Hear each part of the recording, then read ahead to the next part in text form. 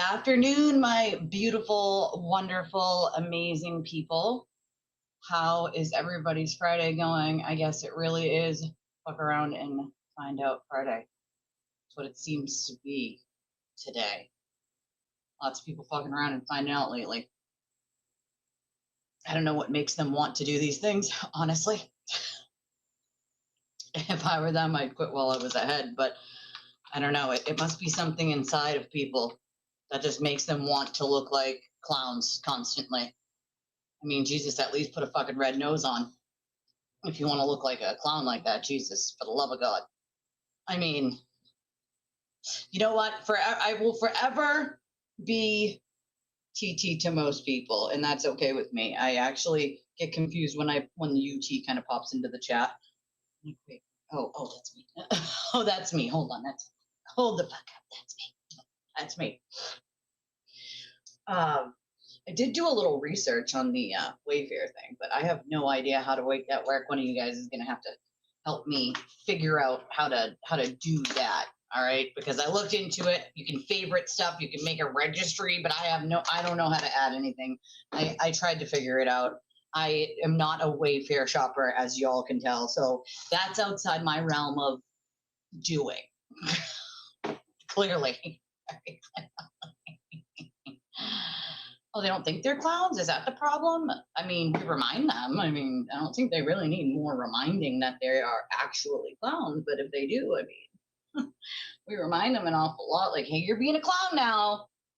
You know, might want to stop going to clown college and knock it off. Like, knock it the fuck off. Also, someone's going to need to fess up today. All right? One of y'all, Coco the Clown, one of y'all people are going to need to fess up, okay? There was a package on my porch this morning before my kids even went to school. And I let the kids help me open it. And out pops the shampoo that I have needed for quite some time for my psoriasis on my scalp, which is going to help amazingly. Now imagine having to buy $17 shampoo. Okay. And it's 11 ounces. All right. Like that's crazy. And it's a decent size, but like that's expensive. You know, that's freaking expensive. But I need this and it's gonna work. And so, but there was no slip. Usually there is a slip inside the package, one that looks a lot like this, right? And then I'm just covering the message from someone else. You can write a message, right? And so usually this little guy comes inside and you know who it was. But this morning, there was no slip inside. And usually that's Amazon's F up, but then I don't know who to thank. So that becomes a problem, okay? Becomes a problem because I need to properly thank people. So that came and then these came, which is curious because I don't have the cotton candy machine. But this is the cotton candy sugar that you use in the machine to make the actual cotton candy. And it came with the, the things that you use to go around, you know. But I need to properly thank somebody. So someone's going to have to fess up, please, and thank you. Because I don't know who it was. I don't know who it was. I need to properly thank someone. So whoever it was, obviously thank you a million times. But I need you to fess up so I can say that properly. Thank you very much. I'm not one of those people that can deal with not knowing who it came from. Like I need to know so I can properly do the I appreciate you and thank you, and like that's the proper thing to do. Like if I had everyone's address, I would be doing what my grandmother taught me and writing out thank you cards. You know, like that's what you do. You write out thank you cards. But you know, my grandmother didn't have online streaming, so I think they could do thank yous this way. Can you imagine if they had online streaming back then? I mean, it's already technically unboxed. It's the shampoo and the floss for the sugar. It's sugar floss. That's what was in the package. So I need to properly thank someone. I never, someone wrote, I never know what I'm going to wake up to these days. And I swear to God, that is so fucking true. That is so, I never know what the hell I'm going to wake up to. Okay? I never know. I just don't get it. Hey, girl. Hey. So I'm like over here looking at Twitter, and I'm like, for the love of God, like for the love of Jesus. By the way, who was it that told me to find the wagon with the big wheels? Who told me that? I forget which one of you guys told me to find one with the large wheels. I found one with the large wheels that'll actually fit my sister's kids and my little in it, and we could just pull them all along with, like, when you go into a parade or a softball tournament or any of those things. I found one that'll fit the kids and, like, their snacks, their sweatshirts, and, like, that stuff. Keep on keeping on. Oh, okay. Oh, me and my little love to do that. Paint rocks, and then you leave them out places for people to find. We love doing that, especially in the summer. So if it's like too hot of a day to just be directly out in the sun, but you could be in the shade, you just get a table. When I was a kid, my grandmother used to get the seashells. Well, my grandfather would go down to the end of the beach. It was dead end road, and there was beach down the end. And he would wait for low tide, and he would go out and get the big shells like this. And then my grandmother would bleach them. And then my sister and me would sit at the picnic table, and my grandmother would give us paint, and we would paint the inside of the shells, like little seams on the inside of the shells. One of my favorite memories as a kid. Hey, Jack! One of my favorite memories as a kid is doing that. And so I don't live near a beach, but me and my little like to paint rocks. We like to paint pretty much anything. My kids in general like to paint things, like not just my little, but my other two too. Painting is cathartic in ways, I feel like. Also, I need the fellas. I need y'all fellas real quick, okay? Father's Day is coming. It's fast approaching, and I need some help. I need help, fellas, men of mine, okay? I need help. Okay. My husband is not a picky guy, but I mean, he's not someone who, like, for instance, getting him a tool belt doesn't make sense because we have tools, right? We have plenty of that. Getting him a gift card doesn't make sense because he will just forget he has it, right? So, I mean, as we know, my husband plays softball. That is his main thing, travel softball, right? That's what he plays. And so usually I find something related to the thing that he loves, which is softball. And he does need a good pair of turfs, which I put on the wish list so I can remember. So I might get him those. But the other thing that he loves is camping and grilling. He starts the fire when we go camping, and when he sees people putting like gasoline on it, he gets like so offended. He gets so offended. He's like, "Oh, you gotta start it the old-fashioned way, okay? Old-fashioned way. You can't use the accelerants. You have to actually, get something that will, like, he makes like a teepee with the wood. Like, he gives it the whole shebang. Okay, he wants to start it the old-fashioned way. Okay, that's what he wants to do. And so I need help. Okay, I need help. What do I get him? Do I get him this? Found this like griddle caddy thing for our Blackstone grill, and then I found like all the accessories for it. Like there's like all the different spatulas, the chopping thing, the big thing where you steam the vegetables. We don't have any of those. All we have is like the regular spatulas and stuff to go with it. But this comes with a whole kit. It's like 237 pieces. It's like $37.99. It's not a lot of money. And then the griddle caddy. So I'll probably get both of those together. And that like screws onto the griddle, right? Screws onto the Blackstone, and then it goes up, and it has things that you can like hooks, and then something for the paper towels, and then it's got like these little baskets where you can put like all the seasonings and shit in there. And so summer is coming. My husband loves grilling, he loves camping, and he loves softball. The fuck do I get him for Father's Day? Pondering. Nope, he'll only do it the old-fashioned way. Oh, for the love of God, dude.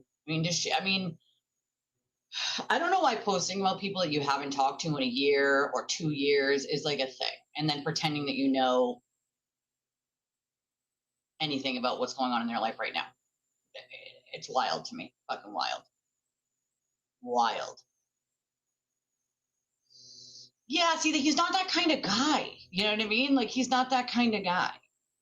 Like, spoiling, like, there is no, to spoil him is like to buy him a new pair of turfs, which are like cleats. You know what I mean? Like, that's his idea of like a spoil. You know, like he will not like, he's not a guy who will go get, you know, his eyebrows waxed or he won't go tanning. So,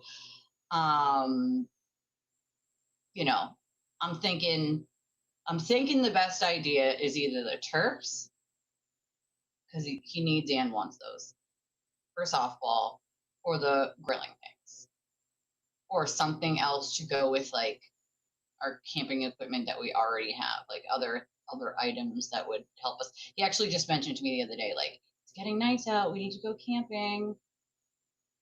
You know, we do love camping. We do. It's a blast.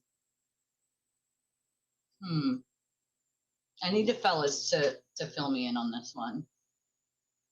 If you were that kind of guy, right, where like you really didn't give a shit one way or another, right? Which one would be more appropriate? Because my brain keeps bouncing back and forth and back and forth and back and forth between them. And my oldest is, you know, talk to her about Father's Day. I'm like, what do we get? Yeah, I don't know. You tell me. No, you tell me. You tell me. Okay. I liked the last one. I thought the last one was great. Hip hop jerseys for workouts outside. Yeah, see, he has a million softball jerseys with his name on the back, of course. And I have hoodies and jerseys that say Mrs. on the back, of course, to match his. And he will not wear hip hop jerseys. He will wear his softball jerseys if he's going to wear those. But he's very, like, he's not one of those people that are super picky about, like, you know, he's mostly in work clothes. You know what I mean? So on his days off, he usually just throws on a pair of shorts and a softball jersey or a t-shirt, or, you know what I mean? A Hoover. Thank you, Ruthie. Thank you. Oh, I can't. I freaking can't. You did. That was super nice of you. I remember that. That was very nice. I was actually on the phone with her when it arrived, as a matter of fact. As a matter of fact.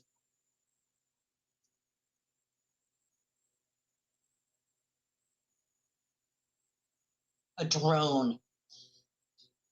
Card filled with lotto tickets. It's not a bad idea. Lotto tickets aren't a bad idea. We don't ever do them. So once in a while, it is definitely nice to have them. Yeah, no, see, he's not that kind of guy either. Like, not a drone would not interest him. Like, he's a very athletic, like, kind of guy. Like, he wants to be doing something, you know?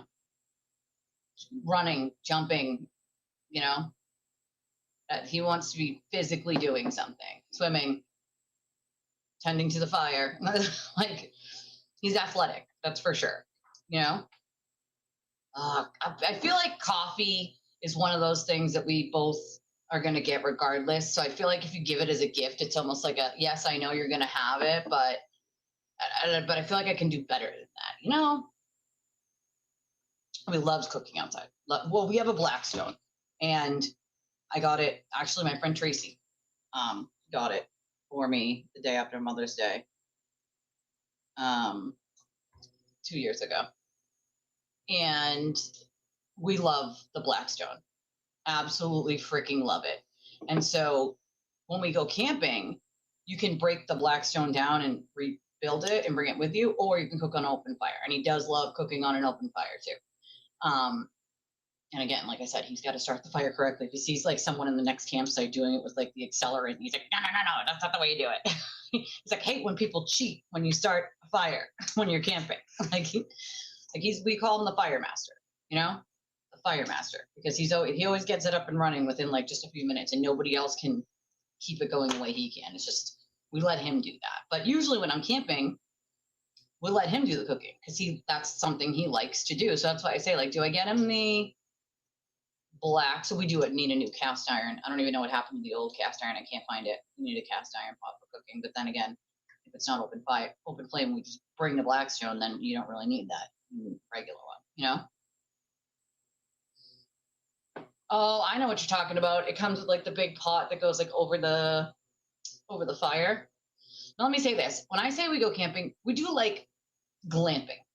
We don't do like, you know, you're laying on the ground in a sleeping bag. We usually do air mattresses because my back can't handle being on the ground like that. I would probably just be on the ground stuck there for the rest of the camping trip. So usually we do like air mattresses. So it's more like not roughneck camping, but like a little glamping, you know?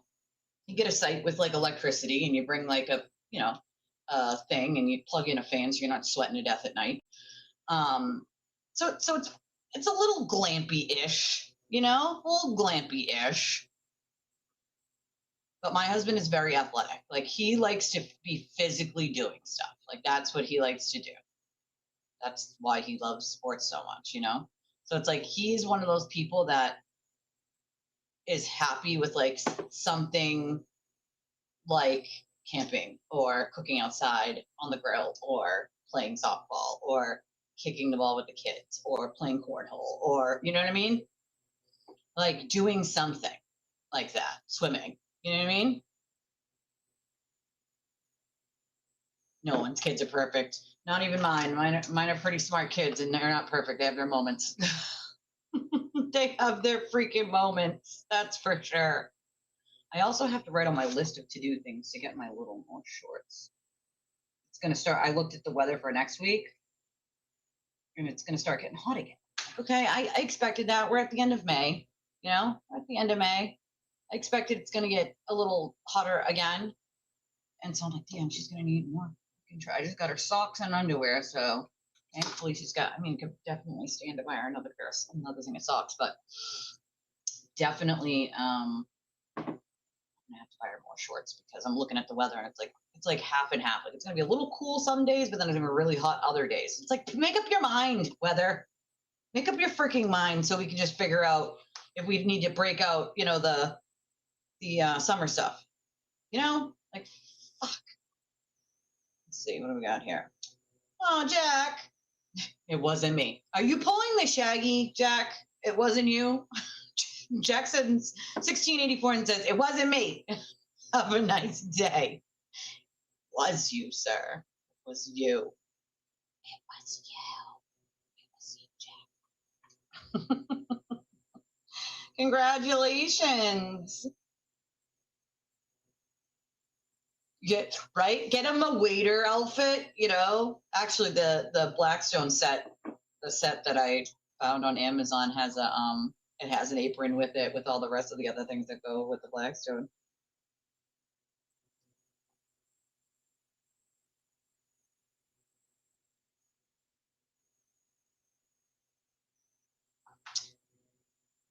All right. Yeah, mine doesn't either. I also don't tend to really wear shorts a lot because of psoriasis on my leg. It's self-conscious. I just don't. And also the heat makes me feel like I'm gonna pass out. So unless I'm in the water or in the shade, I'm not a ton of like just directly under the sun like that. I have to be like in the shade or like in water so I can cool my body temp. Oh my God, you got an award. Shut the fuck up. That's amazing. Because it's, oh my God, did you get it? You needed to have it like custom made. Oh, I wish I had thought about that. He's got a million pocket knives. I feel like I buy him like one every Christmas for work. Oh, wow. I say that's what we had last week was like a couple of days of like really extreme heat.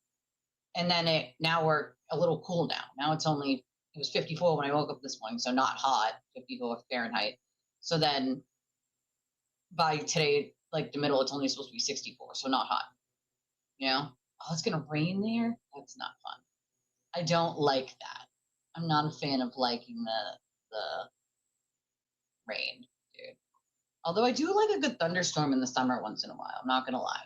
I'm not gonna lie. I am all for one of those. Those will lull me to sleep with that sound.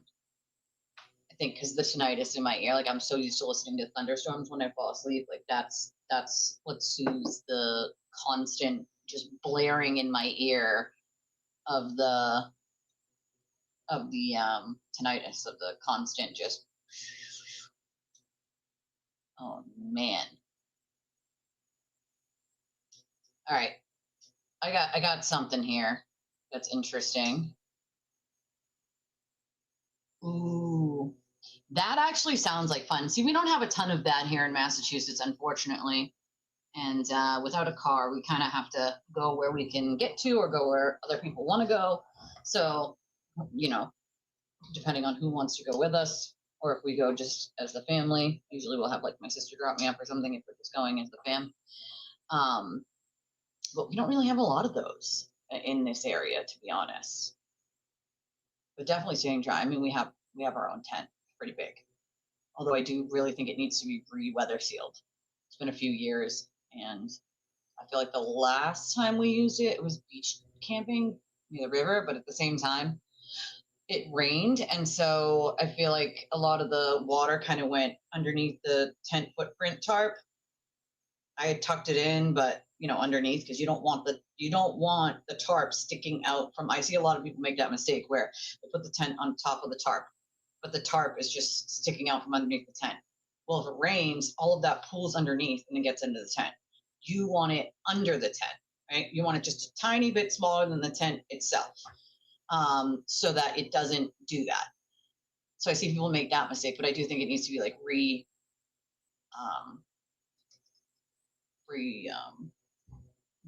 weatherproofed, basically. I have like a weatherproofing thing for tents that you like paint basically onto the seams.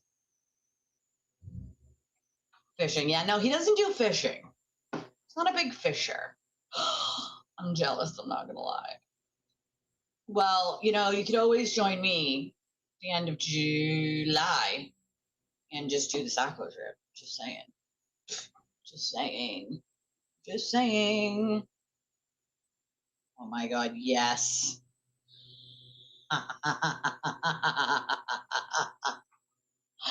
I fucking can't. No, I don't. I mean, he has regular boots, and he has rubber boots actually. For his old job, he still has those. And they were not used, like they're not old. So, hello, darling. Hello. Well, whoever got the latest package hasn't fessed up yet, so I guess they'll not hear yet, or they're gonna have to check us out on replay. But like I said, I got this morning, which is amazing. This is the psoriasis shampoo and conditioner. It's an expensive one too. This is gonna fucking help. And these little guys, these cotton candy. It's the sugar for the machine, but we don't have the machine yet. But we have the sugar, which is a good thing, and the sticks. So whoever got it, there was no little slip in the thing. There was no. Usually one of these is in there, and then it says who, their names usually at the bottom, and a little note. But Amazon forgot to put that in there, I guess. So so someone's gonna need to fess up so that I can properly say thank you, please. Ooh. A memory, yeah. See, I prefer definitely trips and memories, but those can get quite expensive. Duck right on like. See, that's the thing is usually we take the one vacation in the summer for just the adults, down to the Saco River, and that's usually our like anniversary. Our anniversary is at the end of July, and so that's sort of like our getaway for our anniversary. Yeah, we got one of those. You're not allowed to, though. According to the sewer turtle and sewer turtle adjacent people, you're not allowed to have a Amazon wish list, okay? Unless it's them. Only that they're allowed to do that. And then when they put one out, they expect that you all will purchase things from their wish list and never, ever tell them they're a hypocrite. Never, ever do that. Don't do that. Never do that. It's amazing to me, the lack of fucking self-awareness. So I like boats. Fun fact, my husband doesn't love boats. I used to sleep out with my ex on his boat and like in the marina. and that boat would just like slowly rock back and forth, rock to sleep. I love a boat. I freaking love being on a boat. My husband, not a fan. Not a fan. He gets like seasick. He's not a fan of being out on a boat. Again, on the other hand, I like being out on a boat. He can handle like a canoe or like a, but he can't handle like a faster going boat. He hated the ferry. I don't blame him. My aunt was like, we went down to Salem one Halloween, and you take the ferries. That's what you do. You take the ferries from Boston into Salem, and the ferries go pretty quick. They're going over really big waves, and it's, you're going like this. And my aunt, oh my God, she got so seasick. She was not feeling it. He don't eat kick either. He's not a big fan of frosting, Usually I just make him cupcakes with no frosting because he'll eat just the cupcake. He's not a fan of the frosting. Unless it's like a whipped cream frosting, which, to be fair, I freaking love whipped cream frosting. That's my favorite kind of frosting. I'm not a fan of like the heavier frosting either, unless it's the rainbow chip one, because that one is absolutely freaking delicious. All right. Rainbow chip is my favorite. All right. Abso-freaking-lutely. Love tacos. Taco Tuesday. Taco Tuesday. All right. Where is this thing? Hold on. Where is it? Just had it.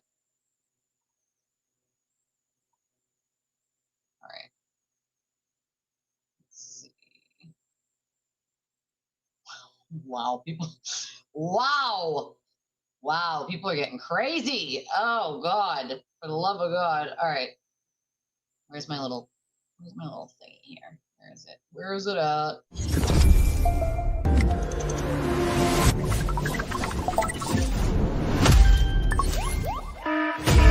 Grab the tea, because Twitter is melting down again. All right. So, here's the deal. I know, right? This is my problem, Nina. All right. This is my problem. Like I said, he could give a shit less really one way or another whether he got anything at all. But he's like very like athletic. Like that's his, playing sports is really like camping, being with his family. Like he's a simple man, he's a simple man. Spending time with us is really, his favorite thing to do besides playing softball. Oh, thank you, darling. Thank you. Thank you. Okay, so Twitter Tales on Friday, on Fuck Around and Find Out Friday, folks. Hold on 1 second. All right. So I just saw this. Meredith reposted this. I don't know why these people from this podcast, Something's Off podcast with this chick Mel and Rebecca Lavoie, why they even have to say Meredith's name, to be honest with you.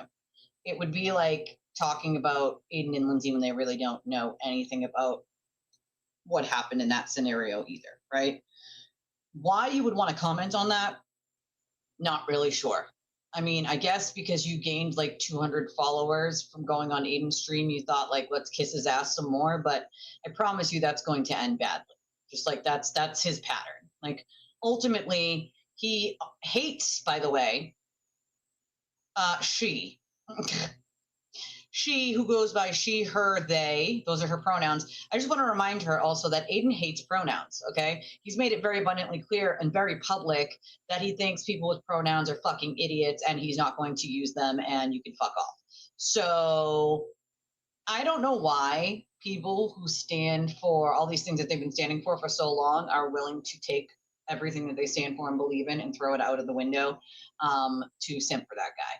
Because it gives you a couple followers and a couple dollars. It's fucking really strange to me.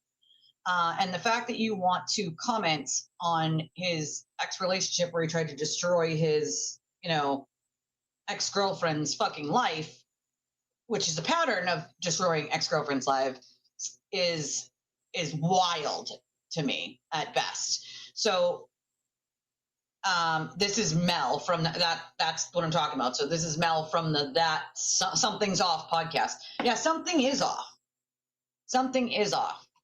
Your integrity, self-respect, maybe everything you stand for, you might as well throw it out the fucking window, considering he can't stand anything that you stand for, but you're more than willing to put those things aside, your very strong beliefs, to just simp for that guy. I'm not putting my fucking shit aside for anyone. My strong beliefs stay my strong beliefs regardless. If there is a man running around saying that he can't stand people with pronouns and I'm a person who uses pronouns, why the fuck would I engage with someone like that? Make it make sense. For the love of God, someone make it make sense. It's one thing if it's something that I have no stance on or it doesn't affect me. It's another when these are things that you talk about, right? And say you stand for, but you're willing to turn the other cheek if it gives you some followers from a sewer turtle. Like, come on, man. I fucking can't, right? So Meredith puts her in her place a little and is like, dear dumbass, I never called her that, not even close. This is pure defamation. Calls her a gremlin. And before you keep running your mouth, you might take a second to reflect on the fact you're literally out here grifting for fucking paper towels on an Amazon wish list like a budget tier OnlyFans package. Do you really want to escalate this into a legal battle with me? Someone who now has actual resources. By all means, keep swinging, champ. I've got lawyers. You've got Charmin. Consider this official notice to remove this defamatory statement with my full name. Choose wisely. Why do they want to do this? And the bottom says, call someone a Nazi like Meredith O'Neill called Jess Machado a Nazi. Like, what? What? Bro? Is this real life?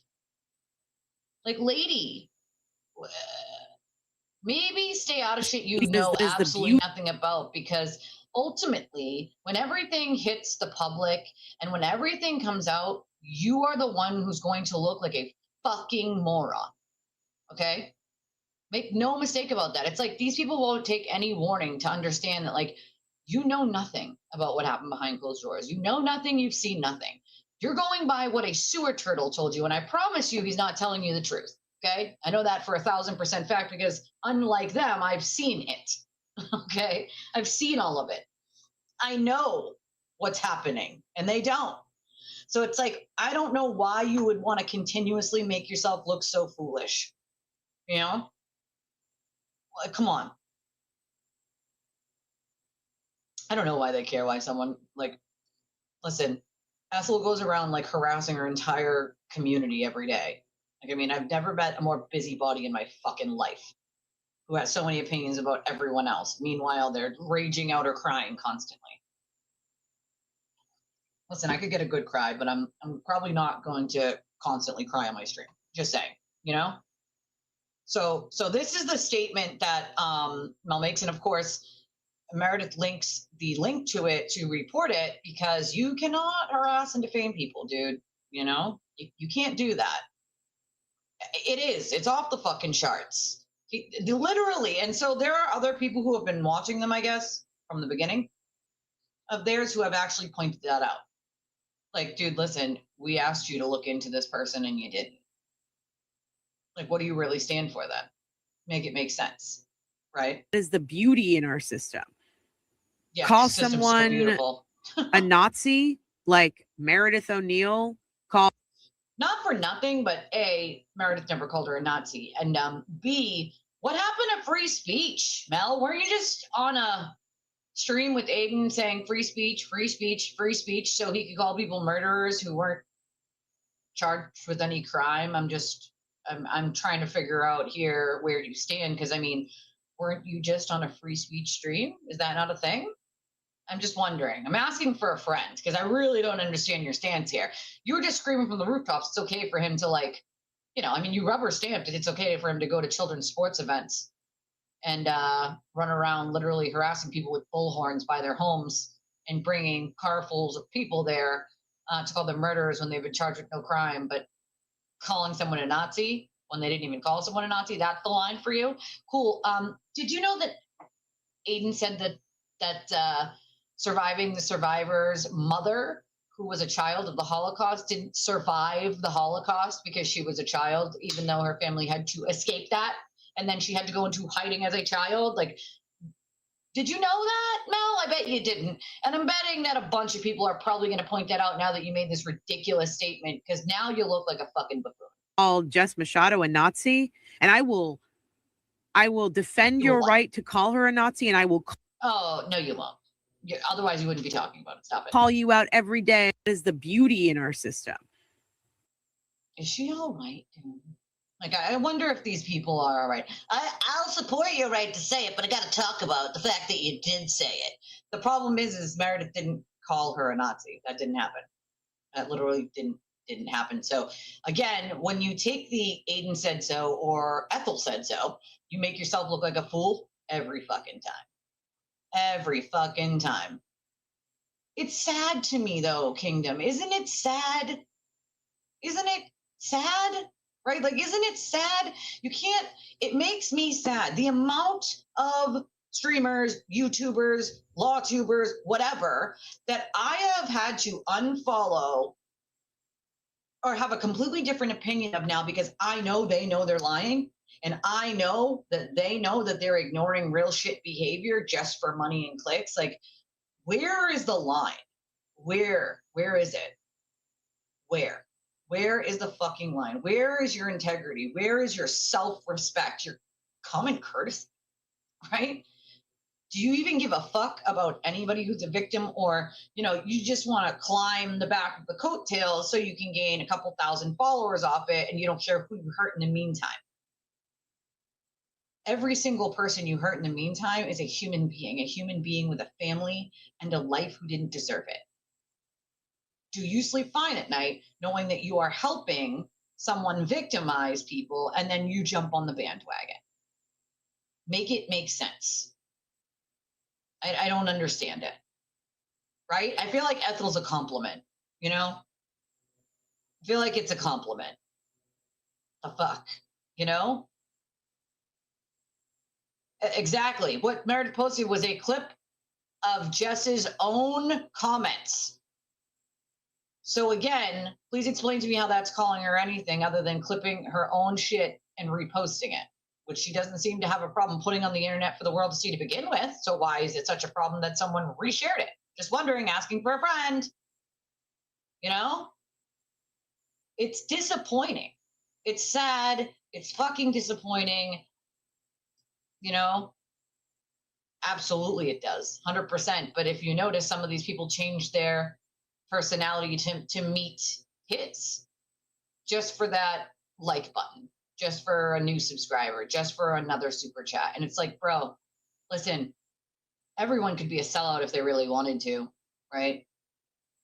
Oh, Corn Dad, thank you for the party hat. I wish I didn't miss it.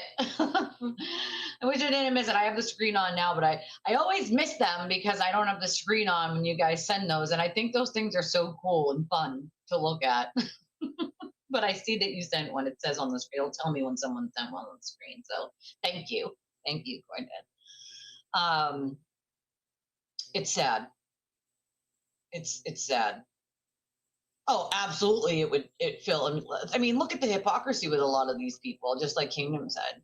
Everyone has their faults. Nobody's perfect. And I don't expect anybody to be perfect. But when you are actively ignoring just real shit behavior to benefit yourself, like that just tells me what kind of person that you are. That you wouldn't mind walking past that on the street and just keep going or filming it instead of helping. I'm not that person. Like, I'm not going to film it instead of helping. I'm just going to do something. I'm not going to stand there and film from fucking 50 feet back and watch people punch each other's faces in. Not doing it. Not going to film a man beating a woman and not do anything. I'm going to step in. Like, that's bottom line. I remember one time my husband during work hours was on the phone with him, saw it, and he was driving the work truck, saw a guy putting his hands on a woman, and he stopped that truck in the middle of the street, right in the middle of the street, and got out. Like, you can't drive past that and just watch that and do nothing. There were plenty of people already, and it was at like a 4-way stop. So like plenty of people were just like looking and just driving past. Like, what kind of person would I be if I did that? Because what happens if something happens to that person and I didn't at least attempt to try to help them or intervene? And being someone who was a victim of domestic violence myself, I can only wish that people would have stepped in back then, So it's like, I can't, my mind doesn't jive with why these people do what they do. Let's just put it that way. Ethel's a cry bully. Let's be honest. She's a fucking cry bully. That's very clear to me. That's very clear to me that neither one of them are the brightest. I already knew Rebecca Lavoie was not the brightest. She said some real wild, nonsensical shit that has nothing to do with anything when it comes to court cases. And I'm like, who the fuck told you that? Someone lied to you or you didn't do your research. I think that's another thing that really bothers me is when people don't bother to do their research and then they pretend they know what they're talking about when actually they did zero research and have no fucking clue what they're talking about. That shit pisses me off so bad. It would take you 30 seconds to do the damn research. 30 seconds. 2 minutes of your fucking time, and you couldn't be bothered to do the 2 minutes of research to make sure you were right? If you don't know something, it's okay to say, you know what, guys, I don't actually know. Let's check. Right? You have fingers, you can type, right? If you don't know something and not everyone is going to know everything, that's common sense, then check, right? We'll learn together. If you guys ask a question about something and I'm not sure, let's find out together. Let's find out together. Or you can just say, you know what?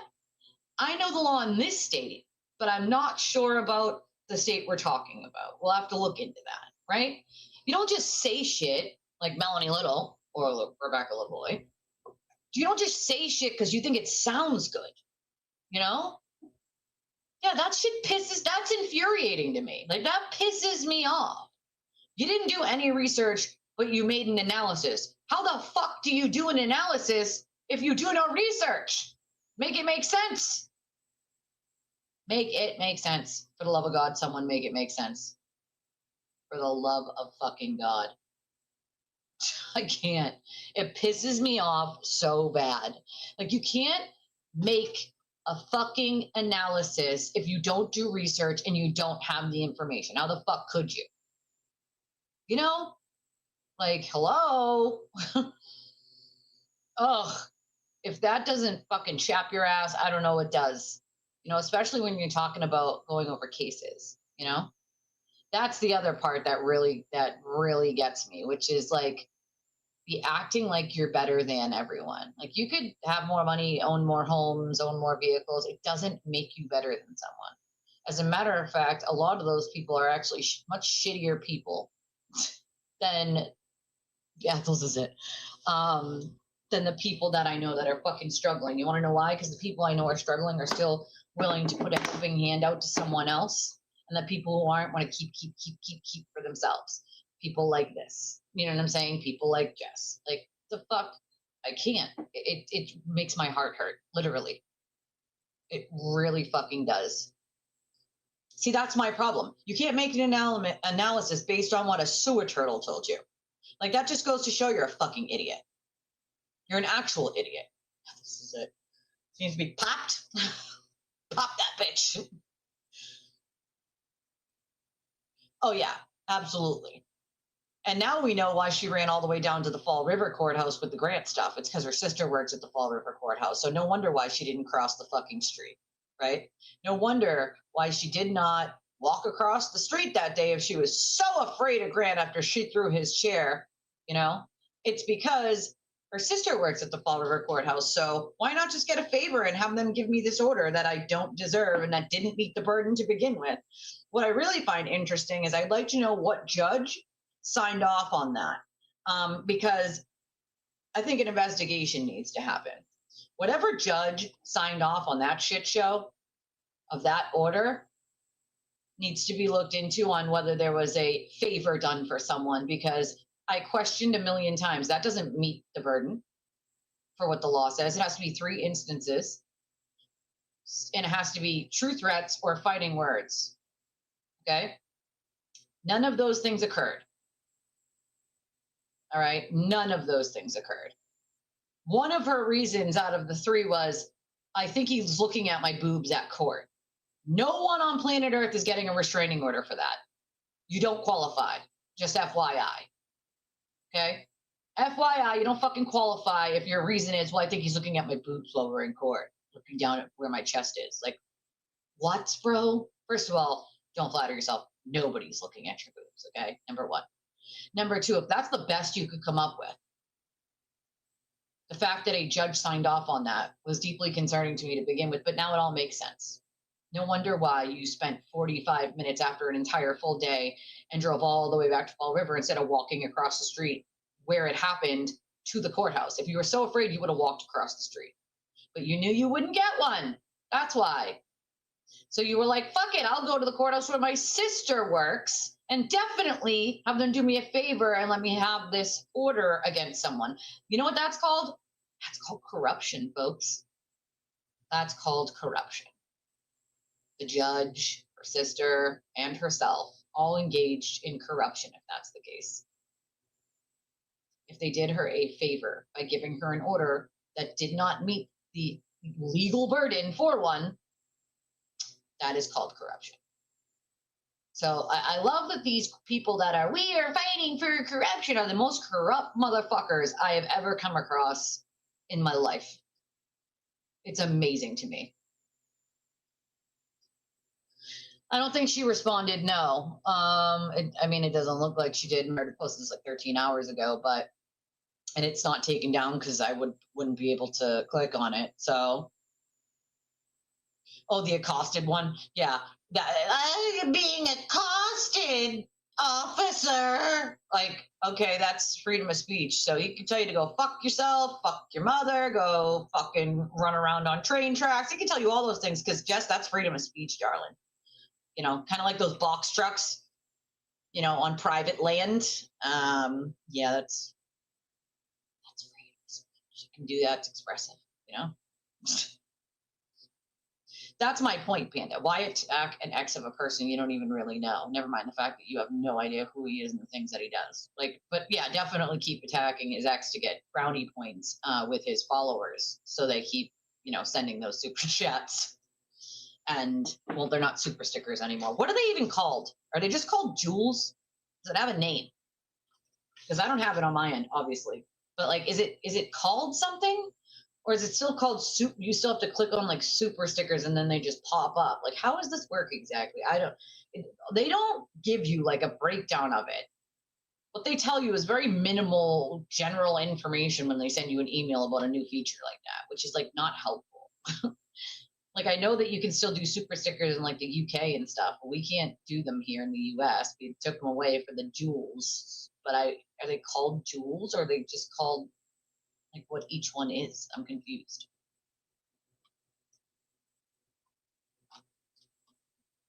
She doesn't have a main story. She's got to make it up as she goes, YB. We know this, you know? A lot of shit she does, I feel like, is performative. Let's be real here. You know what I mean? It's performative. All the crying, all the flipping out. Like, for instance, from an hour ago, here's some more performative bullshit of her bitching and whining that she had to wait 45 minutes for a seamstress to sew 45 buttons on her daughter's wedding dress. Like, honey, that's quick. 45 buttons in 45 minutes? That's fucking quick. All right? You waited until the last minute like a moron.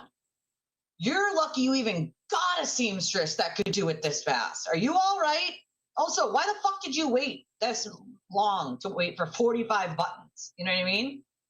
She said, if this were just me, I would have made her feel very uncomfortable. Like, why are you bitching? Someone's doing you a solid, right? Like, so Jen said, why bitch? Why? Because she's made a mistake and then made it better. So if someone makes a mistake, the reaction to them is make them feel uncomfortable.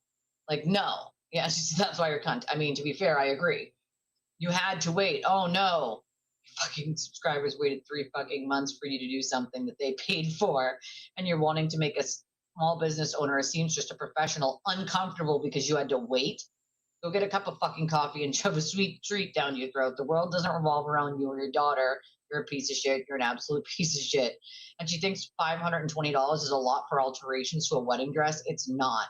I just paid $101 to have a comforter and 5 pairs of pants dry clean. You think $500 is a lot for a wedding dress to be altered? Welcome to the real world, bitch. You're disgusting. She thinks that's a lot. Like, you're asking a seamstress to do something days before a wedding, okay? Days before a fucking wedding. Hey, Rose. Days before a fucking wedding. Like, is this real life? That is a good price for a wedding dress. And this, like, right before the wedding. Like, are you fucking all right, dude? Maybe don't wait until the last minute and then bitch when 45 buttons in 45 minutes is quick. So if she was doing it quick, basically to get it done for you, and you bitched because she made a mistake real quick and fixed it, like, You're just a horrible human. How long is it going to take to put those back on? She goes, well, I got to sew them all by hand. I go, yeah, yes, you do have to sew them by hand. That's kind of how it works, Jess. okay. She goes, well, go do it right now. And I'm like, what? So we have to stay there and wait 45 minutes for this woman to sew 45 satin buttons on the back of the dress. Okay. And? I can tell you, if this were me, I would have made this woman so uncomfortable. What a scumbag. Here's why. You've had the dress for 4 months. How long is it going to take? You've had the dress for 4 months? Lady, they don't just do whatever they want with the fucking dress, okay? You are supposed to have final alterations done before a wedding, all right? You tell them when to do X, Y, and Z. They don't just take it upon themselves. Maybe if you did your part, she'd have been ready, okay? You're asking for alterations days before a fucking wedding. I mean, right? It would have been like, I'd have been like, okay, come back in fucking 4 hours. 45 minutes is quick as hell, dude. Right? Fast as hell. Like, what the fuck, dude? Do you know that most people have to, like, buy their wedding dress like a year ahead of time? People get alterations done like 6 months or more ahead of time at first. The last alterations you schedule with someone. You don't wait till the last minute to find someone. You schedule it. You don't wait until 4 months before the wedding and say, here's a dress. I'll let you know. And then don't do shit until the end. I mean, what world do you fucking live in? My God. Let me see if I can find a picture of my wedding dress. Hold on.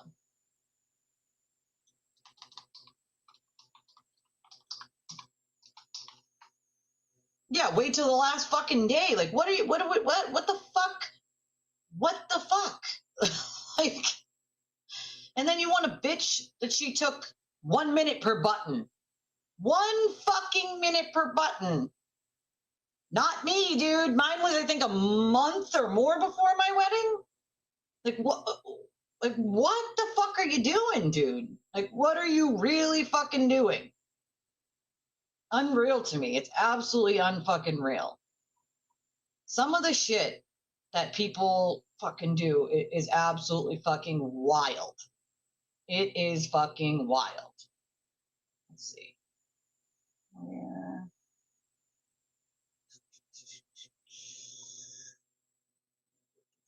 Here we go. Here is my wedding dress. Hold on. Let's see if I can actually just tab here. There we go. I had to have my wedding dress done a multitude of times. I can't zoom, can I?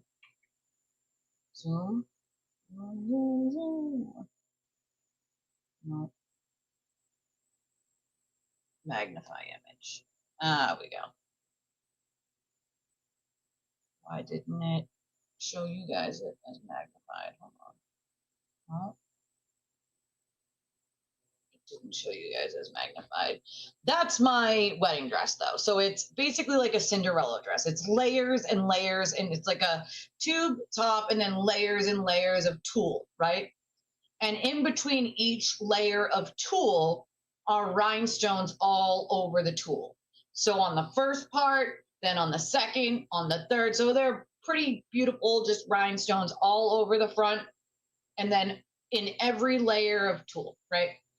Now, see how the bottom just touches the ground so I can walk and not trip and fall on my face? That alteration had to be done, right? The back, it had to be tightened a little because I was very small at the time, as you can see. And it was a little bit big, and it says it needed to be pulled in. So they did that alteration months ahead of my wedding. Months, okay? My bridesmaids, what I let them do is, all I asked was that they have floor length dresses. My wedding was in October. And so I asked them to have of that color. They could pick any style they wanted from that color that was a floor length dress that fit their body type. I didn't want them to be, we have people of all body sizes. I didn't want them to be stuck in one, dress that wasn't their body type. So next to me on the right hand side is my daughter's godmother, the redhead, and then next to her is my sister Brianna. And as you can see, my sister was very young in this. And then it's my friend Jen. And then unfortunately, to the left of me, the first two girls to the left of me have passed away. Both within 3 months of each other. I lost them both. It was tough. It was fucking hard. But I was able to have them at my wedding, which is a blessing. But I mean, that alteration, and I wanted them to feel comfortable and I wanted them all to look beautiful, no matter what body type. So as you can see, my sister, you can't really see the front of it, but she chose like a Grecian, so it went over the shoulder on hers. A lot of them chose the same sort of tube top one. Two of them or three of them got the same. My sister got the Grecian one, which was beautiful on her. And one of them, I think it was my maid of honor, which is the redhead there. I think she had a different style too, like look, but a couple of them picked the same style. But my sister's style was beautiful. I loved the sort of Grecian look there. Yep, for the bustier and the bustle. So like a lot of alterations had to be done to my dress, and it was done way in advance, right? Way in advance. I chose to have a tiara with a shorter like tulle on the back for my veil instead of like a bigger veil. I chose the tiara attached clip in. And so, okay, for the pink background. Well, that's the thing. The hall that I rented actually had that. That's what they sort of had. And it was on the day of my wedding, it decided it was going to snow. It was the only day that year that it snowed. And so it would have been a little cold for us to go outside. And so we chose to just go downstairs in front of this area where they had to sort of take some of the pictures. Some of the pictures were obviously taken up inside of the hall, which was beautiful. But we had like a balcony for the DJ and all the walls were beautifully mirrored. It was just beautiful, it was beautiful. But everybody had a blast, of course, and everybody looked beautiful. And I also let them sort of pick their own hairstyle. I didn't want everybody to have the same sort of hairstyle that's uncomfortable.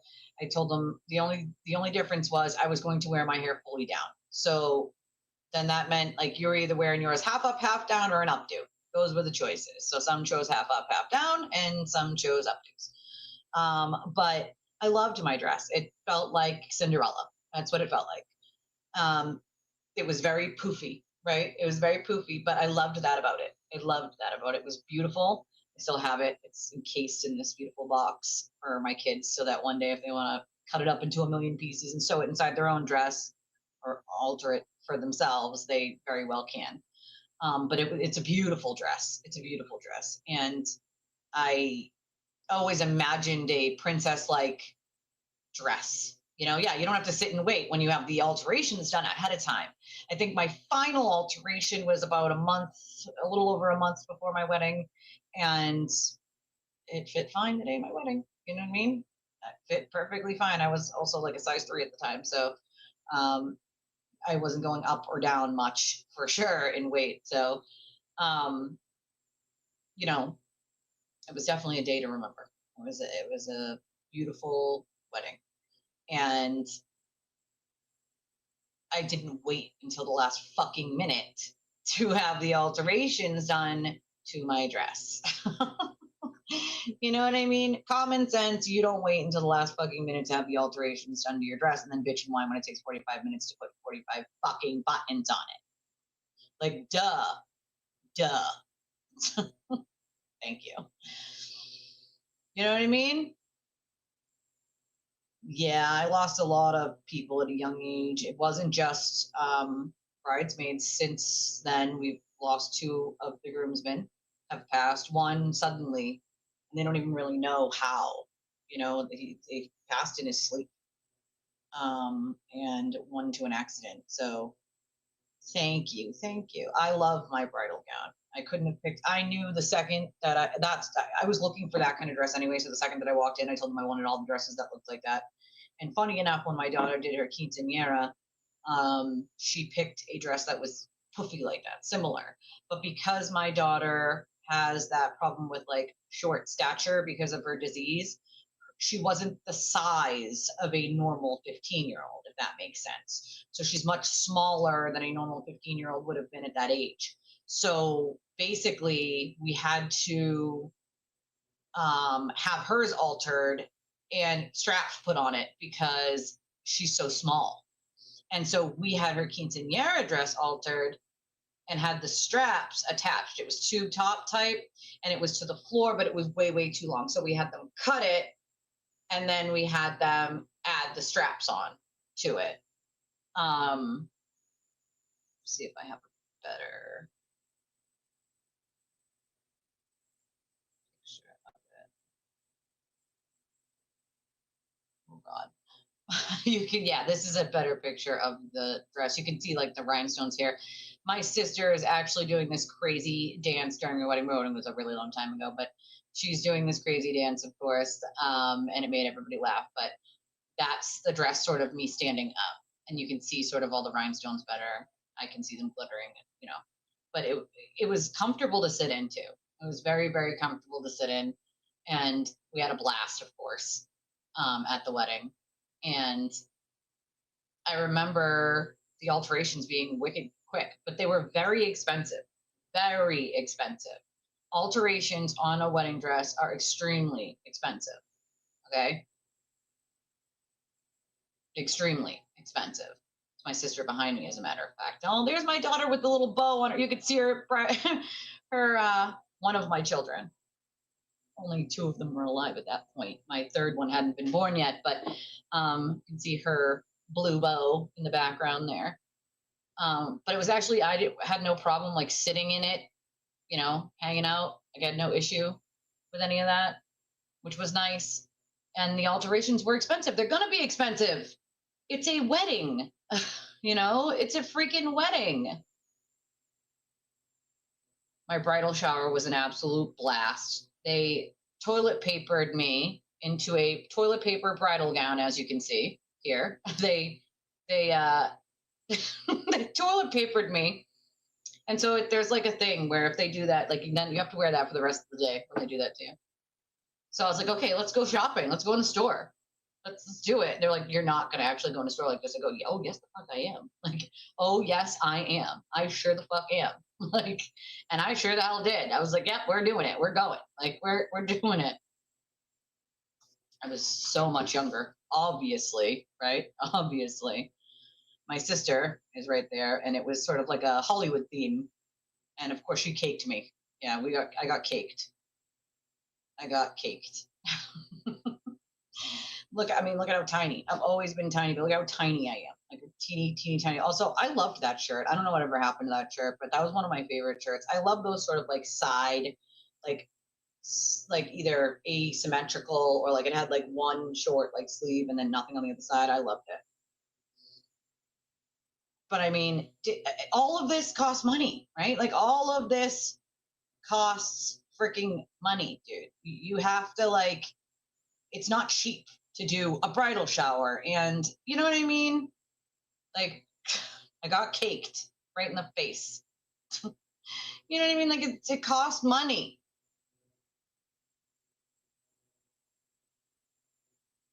It's not cheap, for sure. And so it's like, what did she think was going to happen? Did she magically think it was going to be $100 to tailor it? Like, that's not the way it works. Not by a freaking long shot. Oh, did you guys see my something blue? See these shoes? They are blue rhinestone shoes with red on the inside. It's my something blue. You can't see them under my dress because my dress is so long, but that's my something blue, were these shoes. That was my something blue. Gotta have something blue, something old, something new, something borrowed, something blue, you know? Gotta, it's one of those things. think this was, so, I mean, I don't know what she thought. Like, and also these people don't work for fucking free. They don't work for free, dude. You know? Oh, I love those though. I love when people are pregnant and they have like beautiful bridal gowns, like pregnancy gowns. I think they're so beautifully done, you know?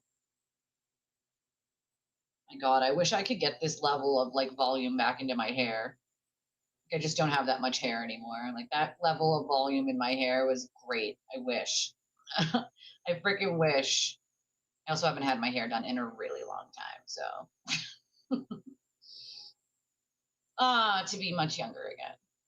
It wasn't all that long. It was, about 10, 12, a little over 13, 14, maybe 15 years ago. Oh yeah, I sure did. I love the baby doll dresses. I sure did. Listen, again, remember I was a dancer, so I wore shoes that were way higher than that. Like nightly. Like I could run in those. I can literally run in those. Those don't bother me. Not one bit. Yeah, I mean, I was much younger. Definitely much younger. Not too much, about 15, I would say. Got some like a couple of these are like 12-ish. I mean, obviously I have way more that are like newer, but a lot of those ones were about 15 or more. Some of those ones I just showed you with my hair curled were about 12, 11, 12 years ago. But I mean, it costs fucking money. I don't know in what world she thought it wasn't going to cost $500 for alterations. Alterations are extremely expensive. Like they're not cheap. You know what I mean? They're not fucking cheap. You're not going to get them cheap. It's not a thing. I don't know what world that you like. And another thing is like 45 minutes. That's it for 45 buttons. Like how long did you, that's a minute a button, dude. That's pretty fucking good. It's, especially since she wants to make sure. You know what I mean? Oh, I had so much fun at my bridal shower, of course. So much fun.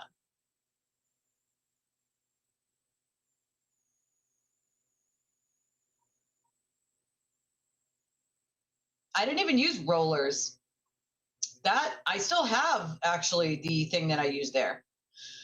I use a curling wand, and that's what I used in that picture, a curling wand. It's instead of a curling iron, it's a wand. You wrap your hair around it and you just hold for 30 seconds or 20 seconds, depending on each piece, and then out it goes, and boop, boop, boop. You know? After the buttons are, imagine if the buttons popped off, the rage that we would hear. My God, that would be another level of rage. I don't think. Can you imagine that level of rage that she would have when they just popped off? I can't. That would be fucking hilarious.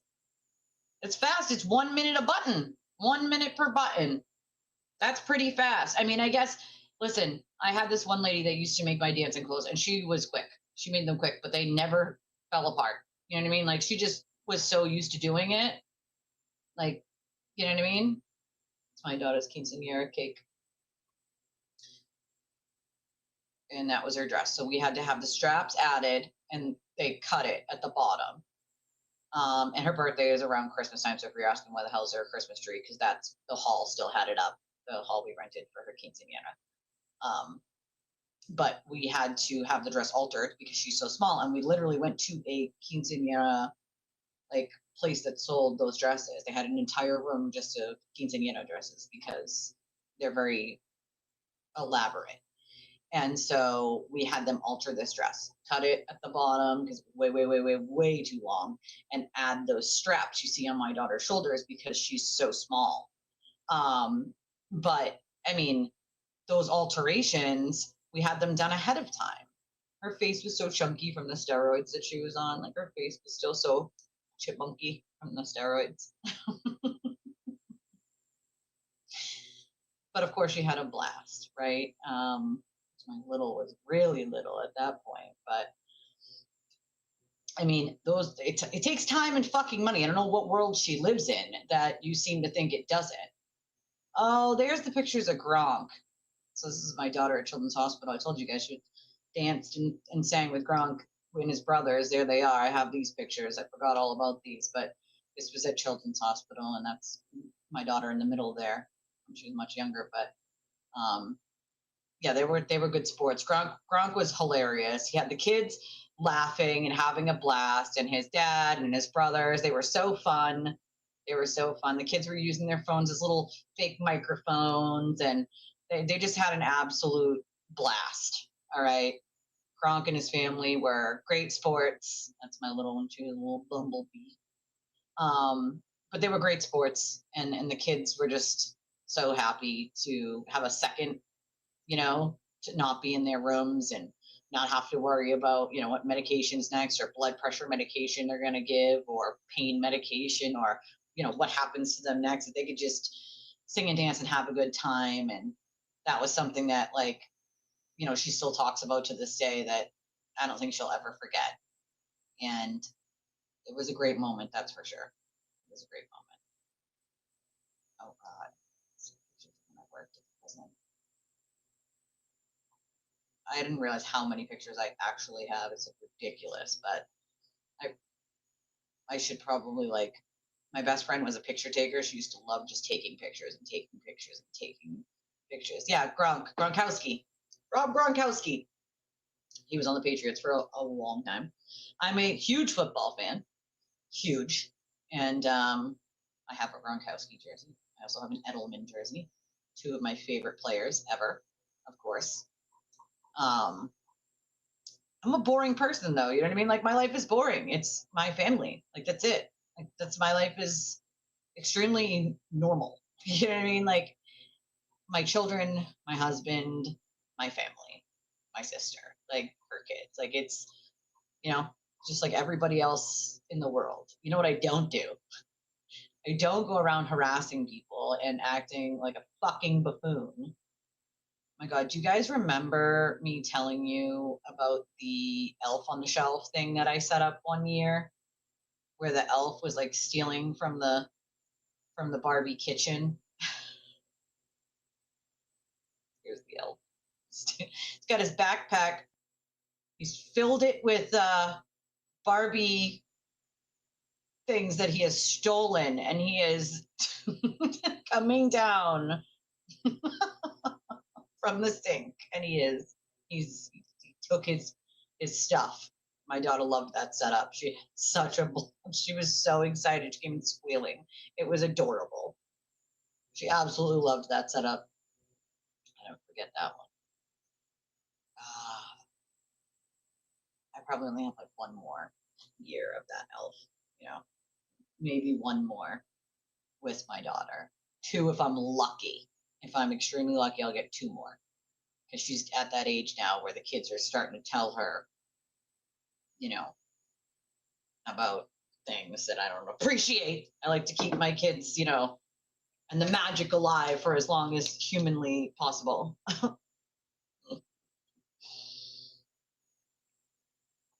Oh, you guys, look. I told you, the two-step is popular now, all right? The two-step is now a popular dance, folks, all right? It's extremely popular dance. Yep, it's a two-step, folks. It's a two-step. You know how to play canasta. Play canasta or rummy instead of whatever this is.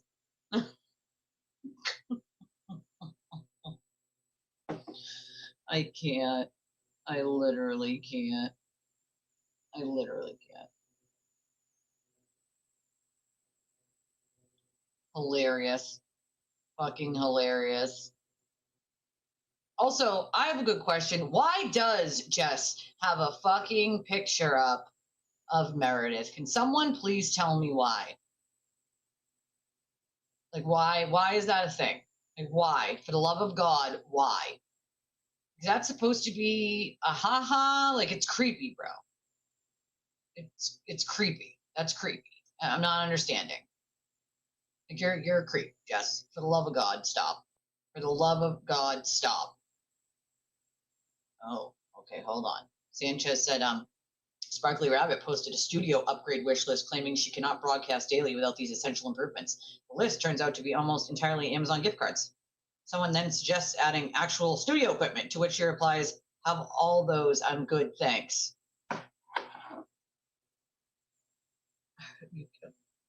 You guys, I mean, is that real life? So you make a wish list for studio equipment, put no studio equipment on it, and then when someone points out, like, hey, you might want to put studio equipment on it, you say, oh, I have all that, I'm good. So you essentially tell on yourself that you don't need what you put there and make it make sense. Someone make it make sense to me. For the love of fucking God, someone make it make sense. Okay? I can't. I just simply fucking can't. I mean, but that's the thing, isn't it? You know, the turtle's her friend, so Jess can't be poking fun at him. She's simply doing it to piss off Meredith, obviously, like a weirdo who does that. Like, what a weirdo. I certainly am not going to put up pictures of Ethel in my home. Sorry, not going to happen. I mean, it's wild, dude. The P.O. box, you know what I mean? Like, okay, fine, get a P.O. box. But when I priced P.O. boxes, they were outrageously priced. So if you can pay $500 or more every couple months for a P.O. box, then you don't really need a wish list, do you? Yes, he was a wide receiver. One of my favorite players, of course. But like, that doesn't make sense. Why? Okay, if you're going to make one for studio equipment, I have no problem with someone like differentiating, right? Like, here's one for studio equipment, here's just regular shit. I just throw it all on one list. You know what I mean? Like, people get the gist. If it's there and it's a microphone, clearly it's for the studio, right? What else the fuck would I use a microphone for? I mean, I guess you could karaoke, but I am not a great singer, so I would not be karaokeing. Just saying. Just saying. You could use your brain cells to say, oh, that would be for the fucking studio, right? Right. He is a big kid. Oh, the kids had so much fun with him. They really did. It's kind of what I love about the guy is he's like fun. Like he reminds me of my husband. My husband's like a big kid like that. You know? Yeah, he couldn't handle a Frenchie. Nah, that was too much for him. You know, it requires, TLC and whatnot. Like, you gotta give it love and stuff, guys. Duh. Like, duh, you gotta give a dog love. He doesn't know how to do that. What do you mean? Why would he know how to do that? But does it have to be a thing is the thing? Like, does like putting up pictures of people you don't like in your home have to be a thing? I find it strange. I don't know. Maybe I'm the only one that finds that fucking weird, but it's weird. Okay? It's weird. So here it is. Many of you asked me to create a wish list for myself regarding an upgrade to my studio so I can continue my YouTube shows on a nightly basis. Without the additional equipment, it's very difficult to expand what I'm doing. Why? If you have standard equipment, listen, I've needed to upgrade my equipment for like a year. Can't afford it. So I work with what the fuck I got. Still works. Check 1, 2. See? It works. So why can't you do them? Make it make sense. You know what I mean? Please consider donating to help me reach that goal. Oh, okay. Add equipment to your list. Ring lights, phone tripod, headphones, microphone. I don't even have some of that. Like my lights here, like very standard. I definitely can use way better lighting. But I work with what the fuck I got. And these things blind my eyeballs. So that's why they're off at the moment. Although I should probably turn at least one of them on. I should put one of them on. It's a little dim in here today.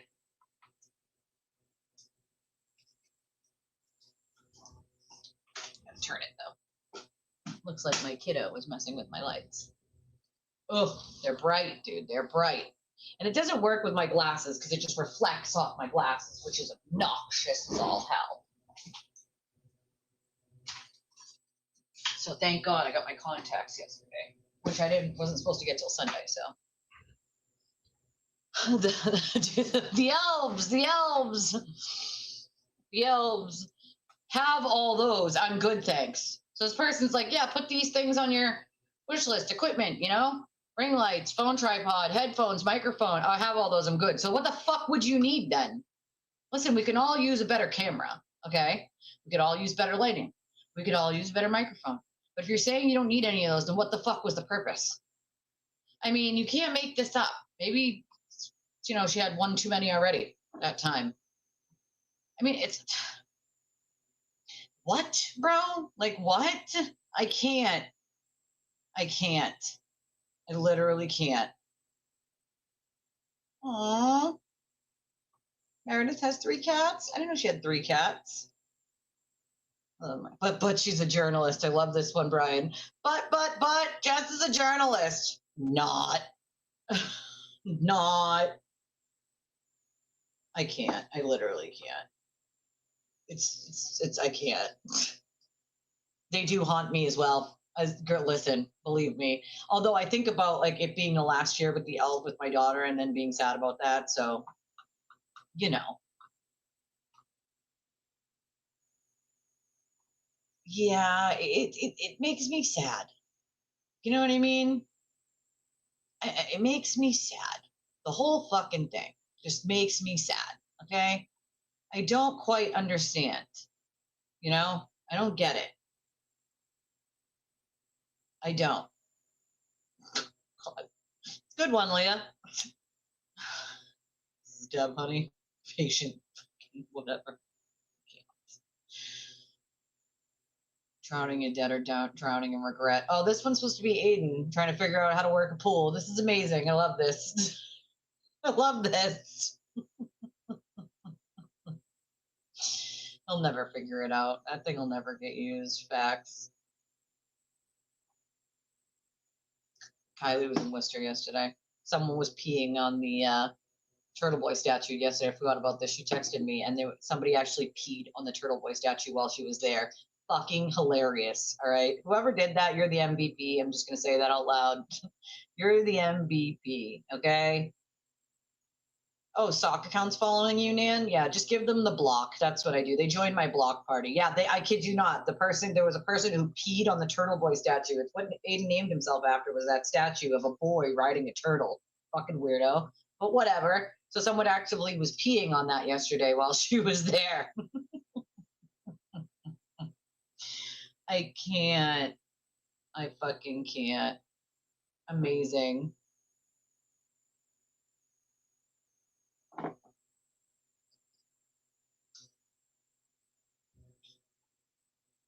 It was funny. I'm sorry, but it was quite funny.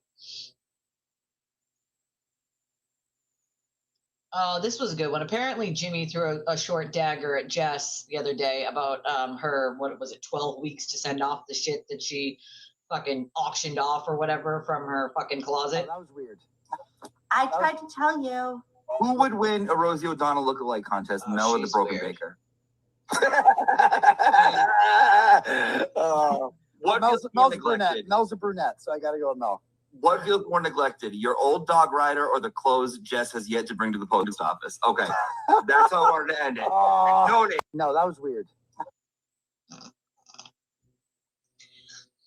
Wow.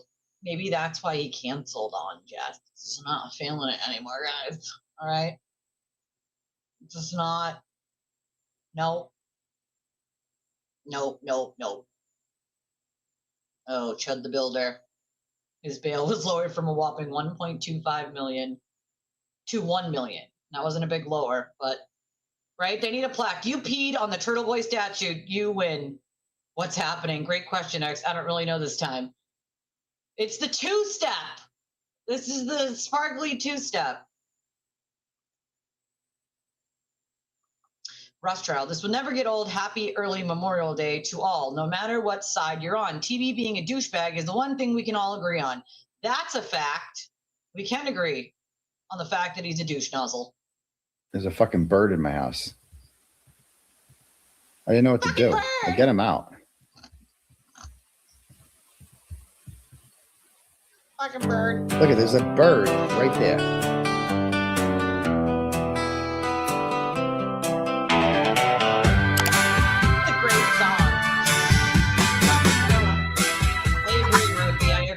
I left that garage door wide just for a minute, just the 100th time. Then he came so tiny and slick, little sparrow on my couch looking at me like a dick. He took a shit on my cushion, made it his own, sat by the lamp like he owned my home. I said, excuse me, little bird face. He gave me that look like a turtle. Know your fucking place. And I swear he had a flashing like a tough little dare. Sparrow on my couch, oh no, a sparrow on my couch. Gotta go, he pointed a gun at me. Well, that's how it felt, you see.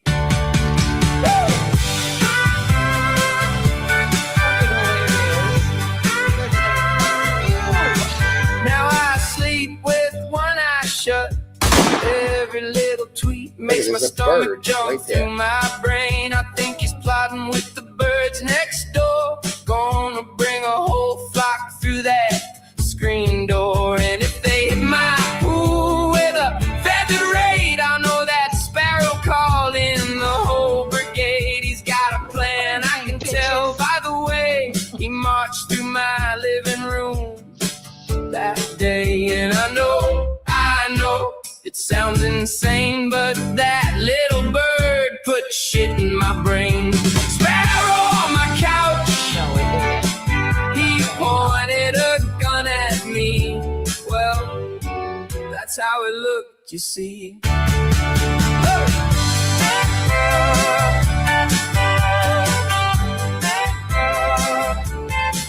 Now he's eyeing my chimney high like he wants to move in by and by.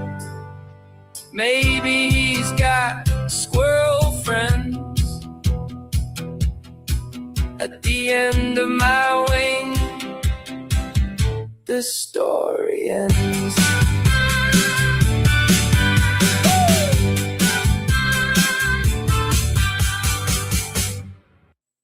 Fuck you, bird.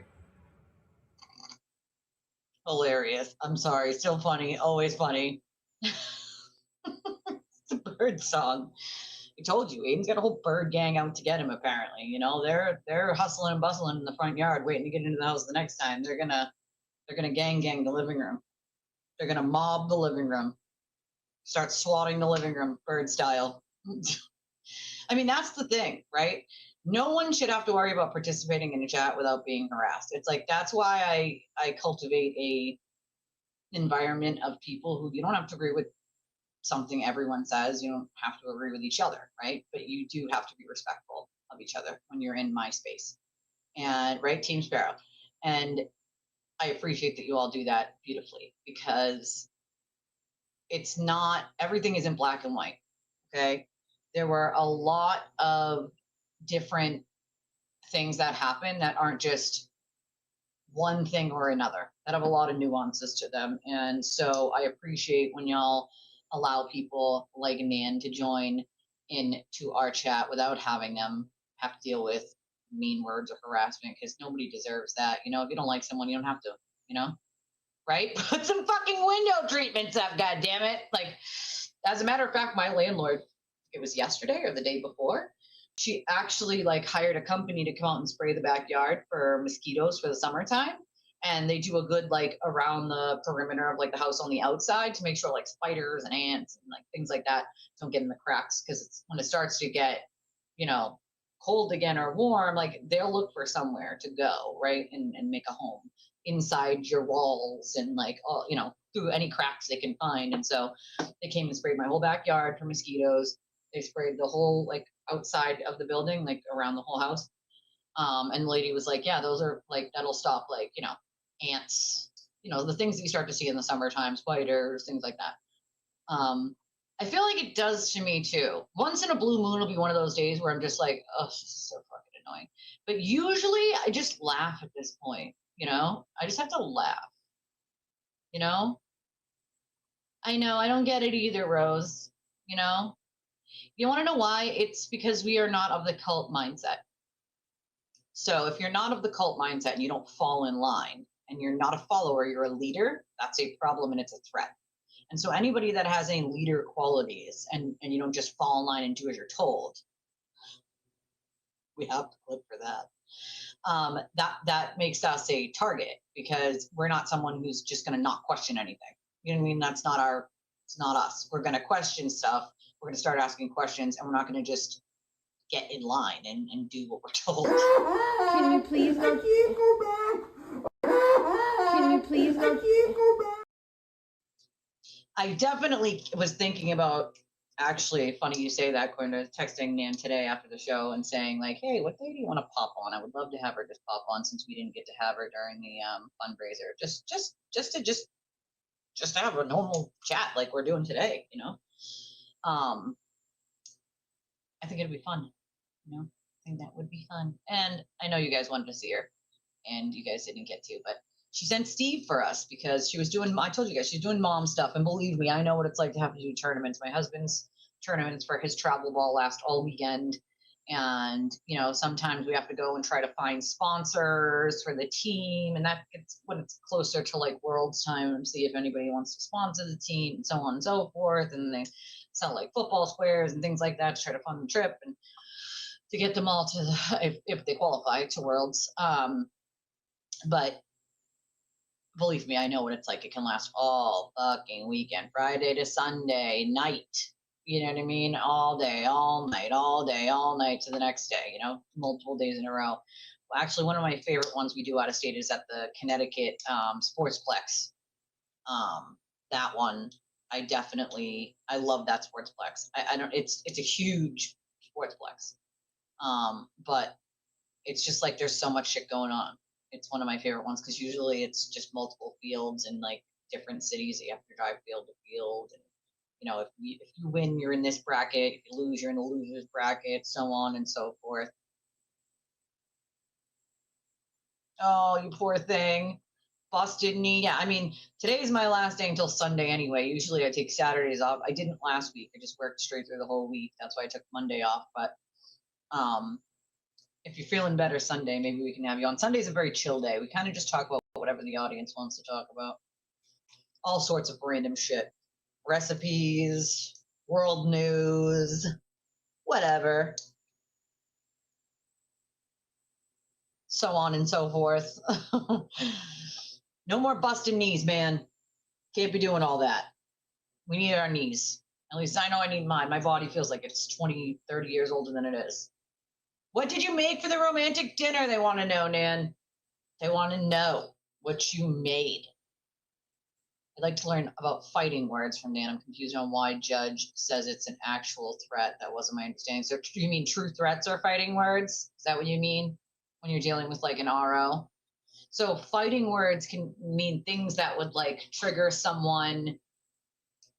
For instance, things like if you threaten to destroy someone, right? Like I'm gonna fucking destroy you and your family. That would be a fighting word. Mm-hmm. True threat, you know? It doesn't have to be I'm going to punch you in the face. You know what I mean? It doesn't have to be I'm gonna run you over with my vehicle. Like that's, you know what I mean? It doesn't have to be I'm gonna kneecap you or I'm gonna throw you out of a moving vehicle or I'm going to throw you out of the window or I'm gonna lock you in the closet or you know what I mean? Like or any it doesn't have to be like a physical thing per se, just a threat of that, like I'm gonna destroy you and your family. Like that's you know what I mean? To incite basically that kind of shit. Ooh, that sounds so good. I love shrimp. I won't eat shrimp cocktail though. That's my line. I won't do cold shrimp, but cooked shrimp, absolutely. And I never get to eat it because nobody in my household eats seafood unless it's fried clam strips. That's the only thing that anybody else in this house will eat. So I never really get to make shrimp. No one else will eat it. And it's expensive. It's expensive. It's very expensive. But that sounds delicious. I love angel hair pasta. Who doesn't? Especially with Parmesan on it. Delicious. I don't get to do a lot of like cheese all the time either. I have 2 lactose intolerant, so I have to like separate the meals or do cheese on this side but not on this side, you know? It's obnoxious. Obnoxious. Weird. I don't know what this is, but Stephanie put this tweet up about 3 hours ago, and apparently Ethel was having a show, and she said, I can categorically say I've never had weird fantasies or thoughts about my children being offed the way she has. I mean, that's fucking weird.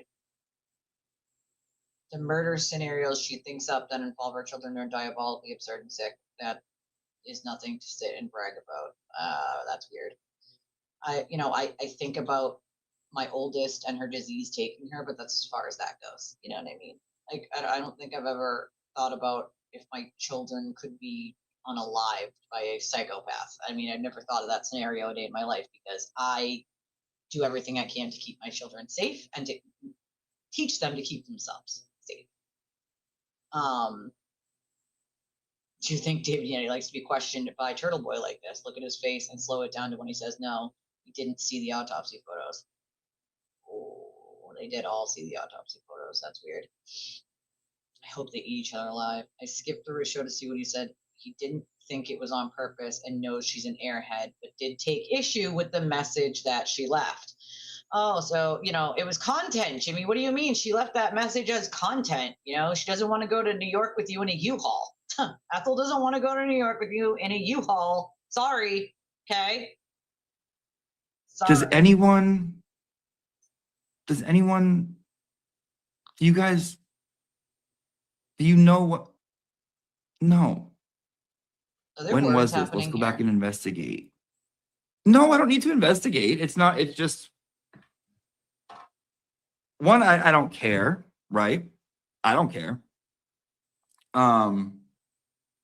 But yeah, I texted her this morning. Don't try to pull the wool over my eyes. Like, I understand I understand.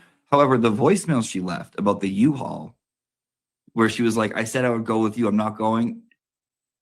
Bitch, she never, ever, ever said she would go.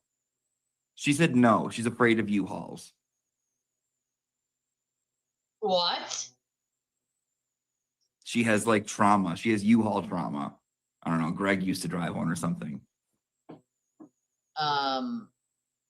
Cool. That's not a thing.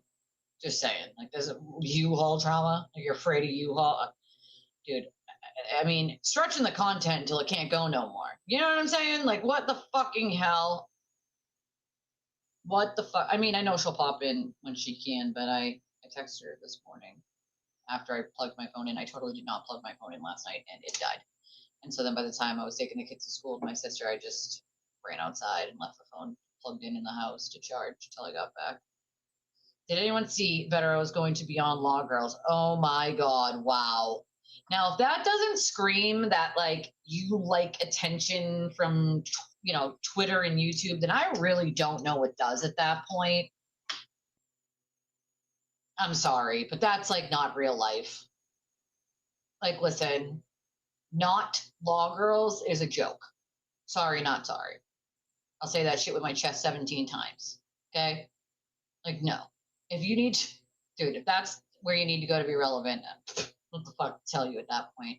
Is Nurse Kim not having her normal Sunday show with him? Does he need more attention from somewhere else? He better get out his purple crayons. It is all content at this point. Really fucking sad, honestly. Do me a favor, guys. Smash a like button if you already have not. I'd appreciate that. I really, really would. We gotta get, you know, those likes in while we can. If you haven't subscribed to the channel, please do so. Make sure you turn your little bell notifications on. It is fucking so cringe. It's cringe. It's pretty cringe. I'm not gonna lie. It's pretty fucking cringe. If you can support the channel, there's a bunch of different ways to do so, including just being in chat and chatting, you know, hitting the like button, the subscribe button, typing the video when it's not live anymore. But we have a bunch of different ways you can help support the channel. We have Cash App and Venmo, PayPal, we have super stickers. No, we don't. We have super chats and we have jewels.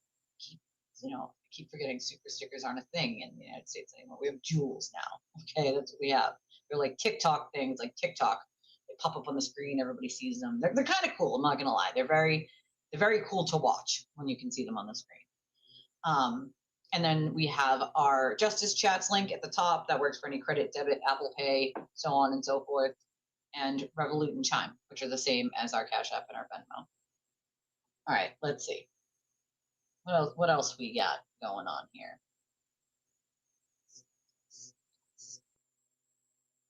I hope they eat each other alive, Nan said. The like button on that. Ooh, here's a good one from Nan. This is a socket-head simp, Rebecca Laveau, who doesn't understand sarcasm and satire because she is so starched up and uptight, even in her shadow looks stressed. You could put a lump of coal up her ass and in an hour have a diamond. She has the personality of a mandatory HR training video. I concur with that as well. I concur. I do. I concur. I mean, we're talking about fucking people here that are just repeating the shit that Aiden says. It's wild. Or, Aiden says and Ethel says is not truth. Sorry to tell you. You know what I'm saying? Not a fucking thing. It's not. Oh, God. Look, y'all, it's one of Aiden's playthings.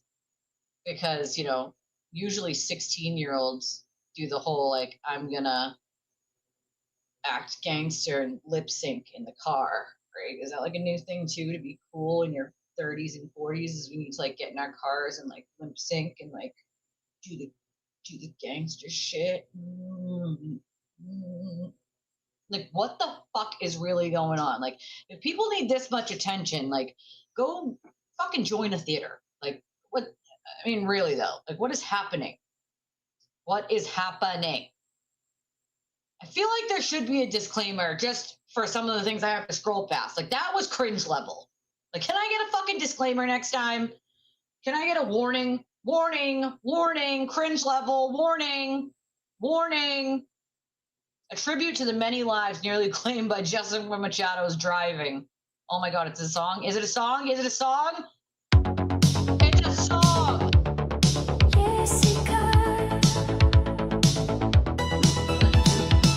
Just got a live stream mounted on the dash. One hand on the wheel, one hand talking trash. Reading every comment while she's taking a turn.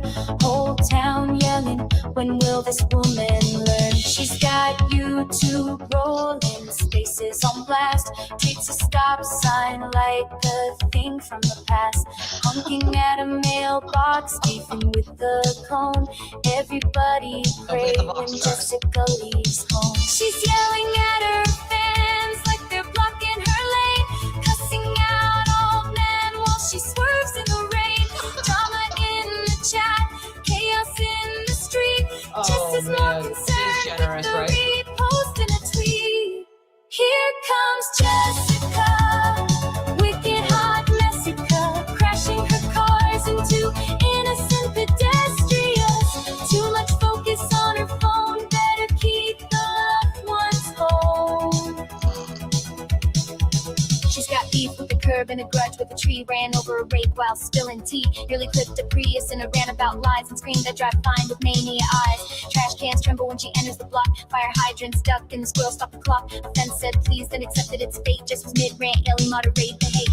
She'll call out her haters, say they're all obsessed. Driving through town like a flunked DMV test. Could be pavement, could be pets, could be park sit-ins.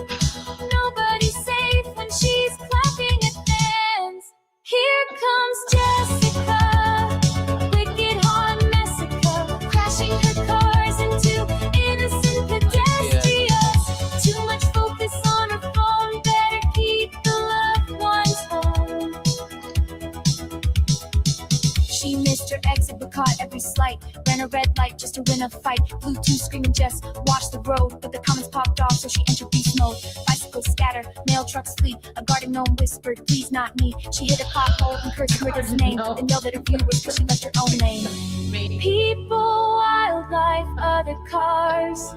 Shopping buggies, bum guitars. Curb stop signs, people's pets.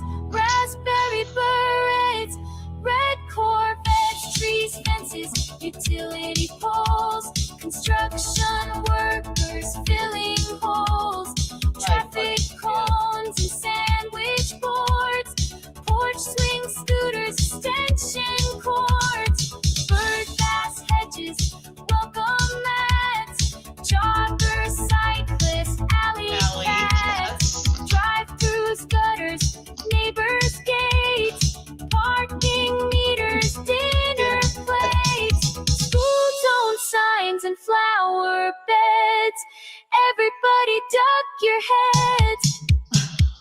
Jess is live, Jess is loud, Jess is swerving through the crowd. Jess said, hold on, let me cook, then sideswiped a little free library book.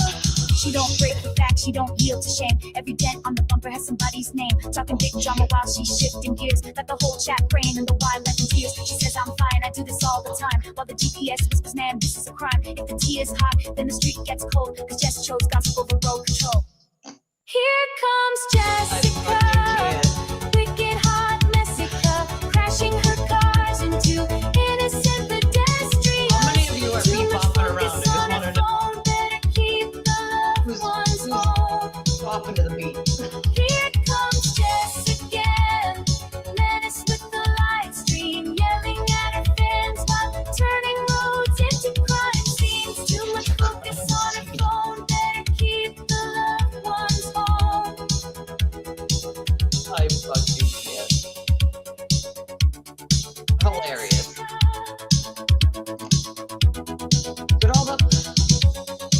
Get the picture.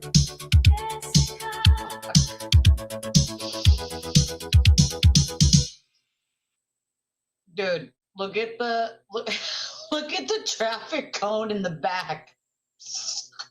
Look at the traffic cone in the back. And the raccoon and the rabbit and the fucking street light. There's a gremlin in the fucking reflection. There's a gremlin in the reflection of the fucking mirror in the car. I fucking can't. I can't. Do you guys see that in the rearview mirror? Look at the rearview mirror. You can see the reflection in the rearview mirror. I can't.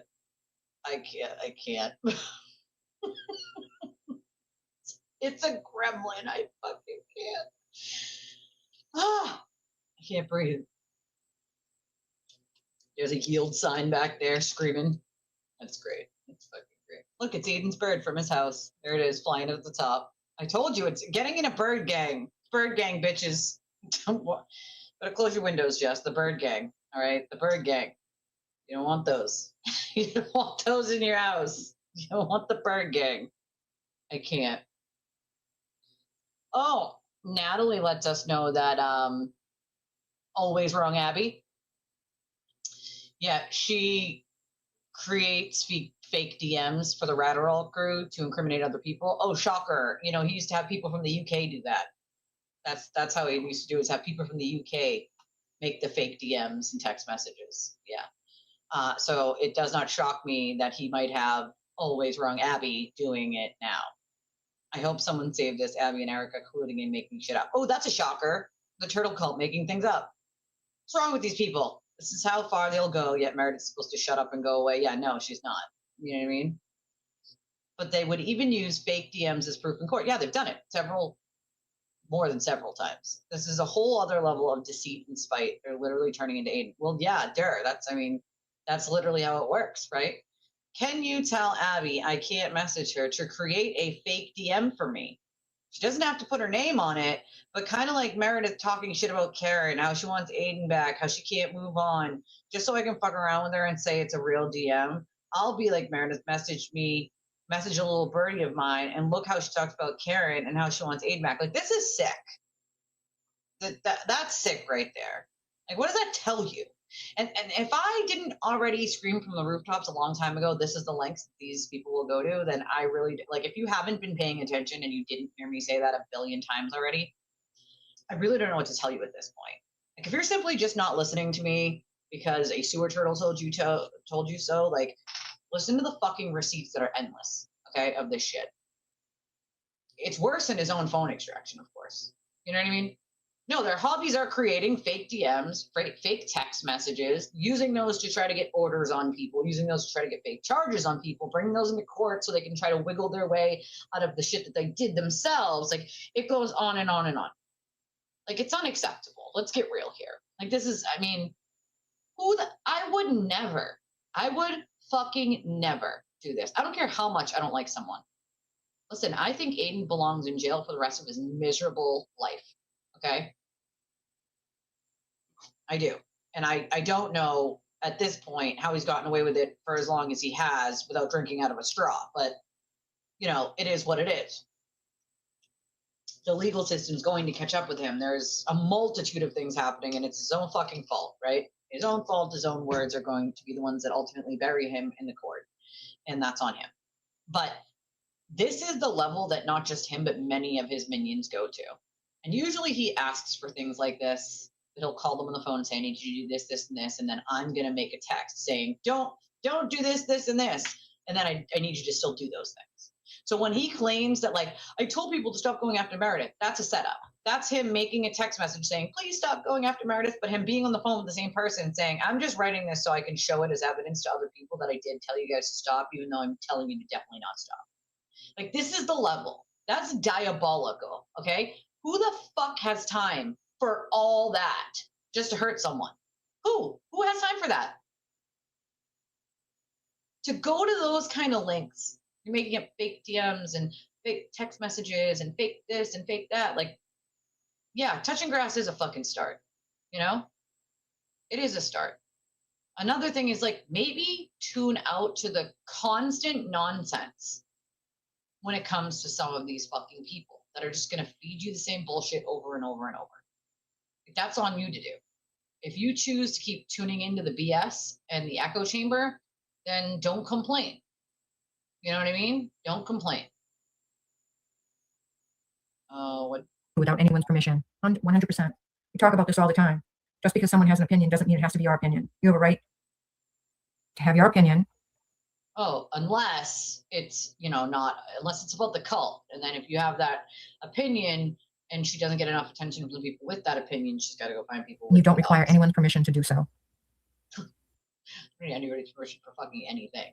Even though I did allow Nina to come up in the chat, and I never will again. Like that, I'm done completely.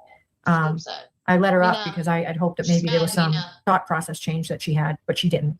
And it was just the opposite. Why would Nina have a thought process change? Nina's been very vocal about what her thought process when it comes to Aiden is, and she's never changed that thought process or her opinion. She's been very steady with that. Because unlike you, Nina didn't need people to like her so that they would donate more, right? She didn't need people to like her to hit the like button or the subscribe button. Like, she simply wants to engage with people and have conversations and like have fun, right? Which is what I kind of love about Nina. You know what I mean? Like, that's what I love about Nina. It's sad. It makes me sad. Like, this is how far down you drop yourself. You drop yourself far down into behaving in the same way that people that you just condone for the same behavior and doing the same things they do, so that the attention. Like, that's, I mean, what are these people missing in their lives that they need this kind of attention? I'm wondering. Whatever it is she's dug in with, like her prison gang, which I don't know what that means. I 100% agree with you, Lorelai. Like, it's, you know what I mean? The courts up until this point, at least in Norfolk County, have not dealt with it appropriately. And that's because of their own fear and not wanting to deal with constant harassment of the mob. But the difference between us and them is they signed up for that fucking job.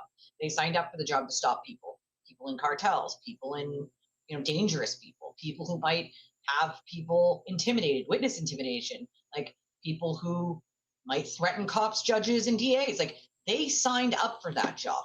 We didn't. Right? They need to be held accountable. The SHIELD project is something I've already been working for long before I ever announced the SHIELD project. It's something I had been working on a long time already. The things that I do when the camera's not on are important because they're going to shape what possible laws can change in the future to make sure someone cannot do the things that he is doing to harm people ever the fuck again. And if they do, there are going to be some very severe consequences. Not a slap on the wrist, not discretion to decide whether to actually arrest or not.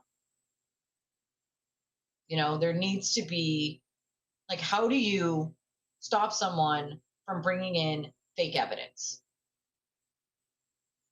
Well, you need to check the metadata of both people involved, or it can't come in. Because how do you allow someone like Aiden, well, you well know that he uses fake evidence. How at this point is he still using fake evidence in court? He just did it in the RO with Meredith. How? There needs to be things that need to change in the courts. There needs to be things that change in the DA's office. There needs to be discretion taken away from the police so that they don't have a choice anymore. You don't get to choose whether you want to arrest someone because you're too afraid of their mob. Your job is to arrest and charge them if they committed a crime, and they keep victimizing people, not to just ignore it and say, oh, we have discretion, because you're too worried about that thing that you said to one other officer 6 months ago and whether this guy's going to find out about it and you're going to lose your career or job. Because ultimately, that's what it boils down to. You signed up for this. Take fucking responsibility and do the fucking job the taxpayers pay you to fucking do. It's that simple. Or we'll take it into our own hands, change the laws, and force you to do it. One way or another, it's going to get done. Why not choose the easier route to just stop someone like that from victimizing people over and over and over? Soon, the Shield Project is going to need a lot of you to be talking to some of your local reps and your local senators, and email campaigns, phone calls. I guess probably somewhere in the August range, if I had to guess, based on what I'm doing, based on how long it's already taken me, based on the timeline of what's happening when, I'd say around August, I'm going to need some help with that stuff. And I will definitely let you guys know when I do, but it's already important to be doing that stuff. If you want to stop someone, like, it's not, the next person is going to be someone that could be in your own state. You know, we've seen the damage. We've seen it. We have freaking seen it with our own eyes. We've watched what it does to people. You know, I don't get it. I don't fucking get it.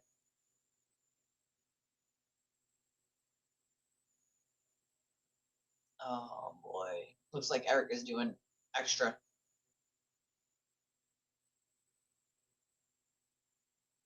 Some of the TV writers are obsessed with AK's life and personal matters. They still talk long about the MO and AK breakup. I mean, the only thing they should be talking about is how Aiden lied to them. You know what I mean? That's the only thing they should really be talking about when it comes to that, is how he lied to them and continues to lie to them about that. You know what I mean? Like, that's what they should be talking about. Now that most of you are here, who was it that told me to find a wagon with the bigger wheels? Whoever told me to do that, that was smart. That's what I did. Matching tattoo. I wish. That would cost a couple $100. Not in the budget. Not in the budget. You know? Well, that's the other thing. It's just, there's no our, we. Like, everybody has their own opinions. Everybody has their own stance on things. I don't understand why everything that they talk about is always we. You know what I mean? We. Us. Like, no. I. Me. You don't have to, you know what I mean? It's a cult. It's a cult. Let's be real here. It's a cult. It is bizarre. It is fucking bizarre. Very bizarre. And the shorts, one for my daughter, and a pack of 6 went down to $25.99. Thank God. She's sure gonna need them.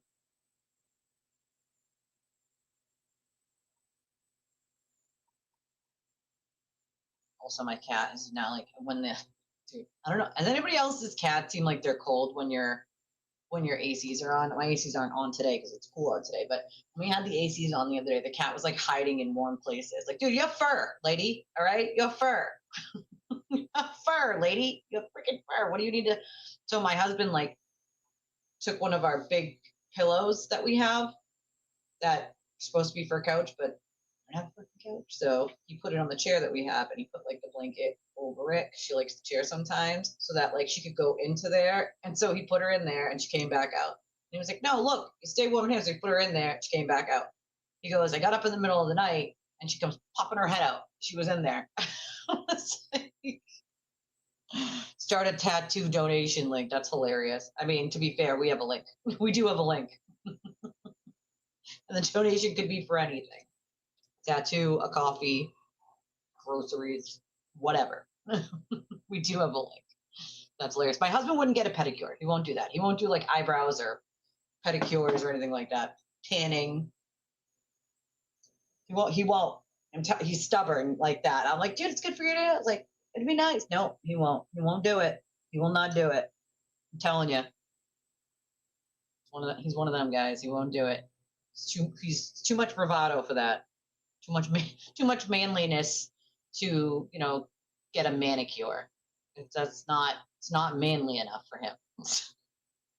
My brother used to do it all the time. My brother would get his eyebrows done. My brother would get his nails done, and we'd go tanning. I know a ton of guys that do that. My husband's like, no, absolutely not doing that. And I'm like, all right, well, whatever, guy. You know what you're missing, okay? When you're getting your nails done or your hair done, at least for us women, it's like just makes you feel good, like you feel good about yourself when it's done. You look good, you feel good. Like looking good and feeling good is important, But you guys know the price of that. It's expensive. It's expensive. It's freaking expensive. That's for damn sure. All right, hold on. Let me see.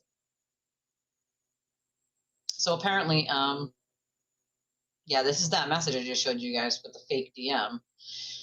So Meredith said, imagine being so obsessed with me that you've made multiple accounts using my pictures and spend your days fabricating messages pretending they're from me. Erica, bro, seriously seek help. I mean, why the fuck do all that? It's weird, bro. Okay? It's fucking weird behavior. Okay, listen. I don't know who, I can't. This chick bothers me. All right? This whole fake I'm sweet, nice, used to be a kindergarten teacher thing, it just doesn't fly for me with this chick. Also, half the shit she says is wild as hell. Wild as hell. Like this. Last little door? What? Hold on. I've always wanted one. I didn't really realize how bad I wanted one until right now, but I've always wanted one. Oh my God. How great would that be? Also, you come over and I can't. There's something about the whole fake niceness. there's gonna be like push-ups and stuff, man. I can't. I can't. It's the fake niceness that bothers me. I can't. I don't know. It's just something that irks the fuck out of me when I know what a vile human you are and can be, and then you're pretending that you're fake nicey nice. Hey, can you teach them to nicey nicey? No, please never teach children again. Never, ever again. Okay, never.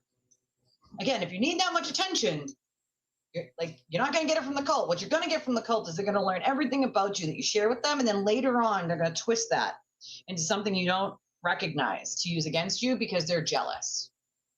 It is kind of like watching Romper Room. I kid you not. I have no idea who the fuck that guy is. I have no idea. So nothing new in the New Jersey or California cases. The California one is the defamation with Kylie that she filed against Aiden that he was already served with. The New Jersey cases, those keep getting bumped back by the New Jersey courts because apparently the New Jersey courts are so overwhelmed that, and I swear to God that the last one was bumped back because of a animal emergency on one of Aiden's lawyer's parts, I believe. And then all of a sudden Bettero's dog dies and there's a second lawyer animal emergency. I don't know, something suspicious, dude.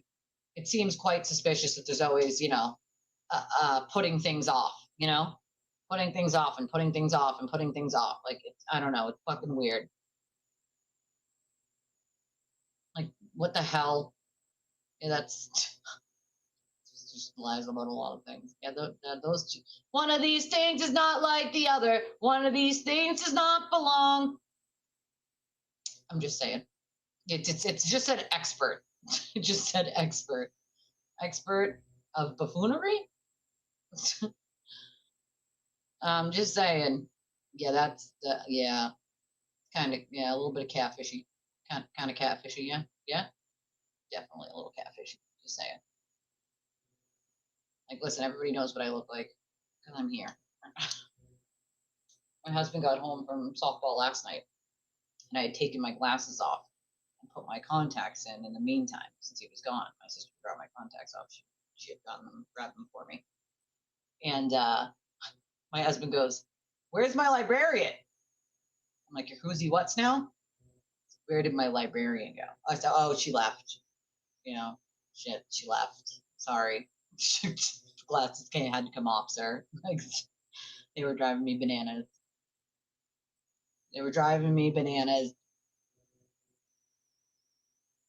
Where's the other thing? Where the fuck is it?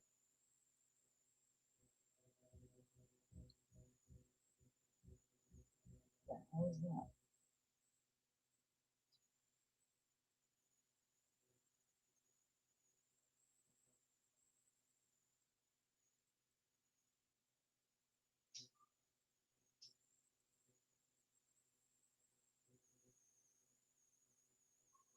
Interesting. All right. How many falling outs has Aiden had? Maybe just don't record people without their permission. So this is a comment that Aiden made on whose, let me see. Oh, I can't see whose chat this is. I don't know. I can't see, but it says, because Karen Reed hasn't had any falling outs with other people, just me. Like, Aiden, sir, do you realize how many falling outs you've had with basically anyone on planet Earth? Do you go anywhere near? Like, is this real life? Like, come on. I mean, I get that, but at the same point, like, if there are things to show you, okay, that it isn't real, it's not a thing. Like, why consistently ignore those things that are right in front of you? You know what I mean? Why do that? I don't get it. I don't understand. I don't get it. I don't get it. I just don't understand. Uh-oh.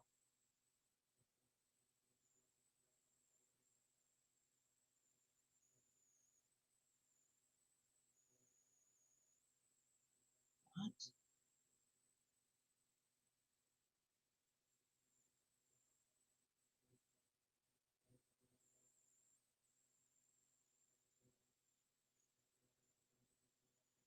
Okay, I don't know what the fuck this is, but I get, but it's not a cause. You know what I mean? It's not a cause. Oh God.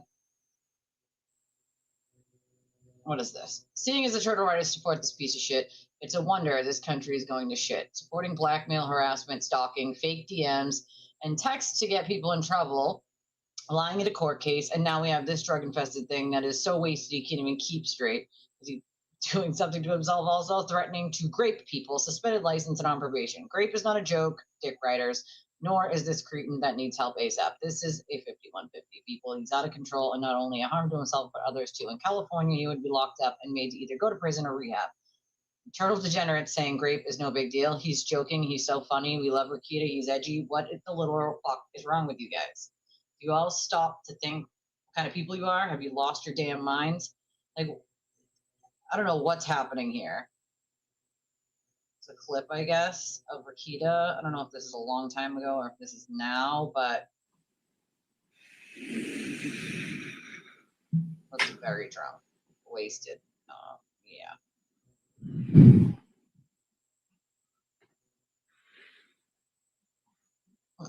Oh, for the love of God. He doesn't even know what he's doing. He's so. Why is my camera still on? I can't. I can't. So this is like, again, part of the problem. Like, this is like, no wonder you excuse Aiden's behavior. Behavior is just as reprehensible. And so, you know, apparently he went after Fuentes a few years back. Fuentes got he's basically a bumbling moron. Whatever shall I do? I would hate to be the target of political powerhouse of Flames first. But again, this guy the other day is saying that grape is funny, right? Making grape comments. You know, there is no standards. You know what I mean? I don't get it. I don't get it. It just doesn't make sense to me. If this is the behavior that you're fucking okay with, I just don't understand. I just don't understand.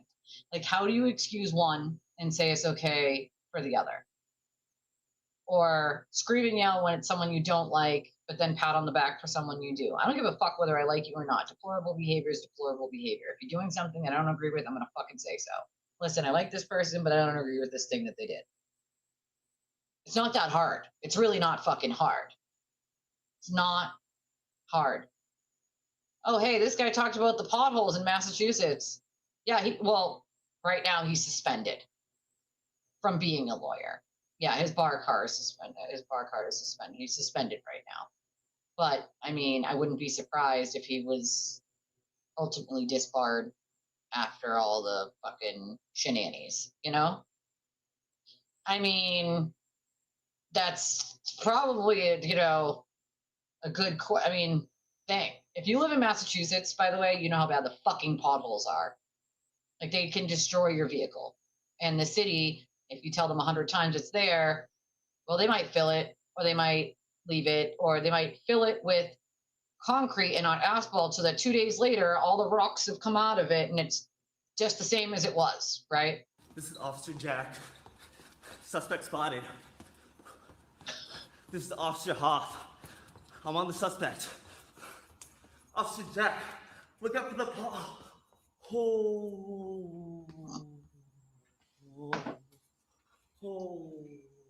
Fell into the pothole. All these people looking at the guy like, are you for real? Really? Yeah.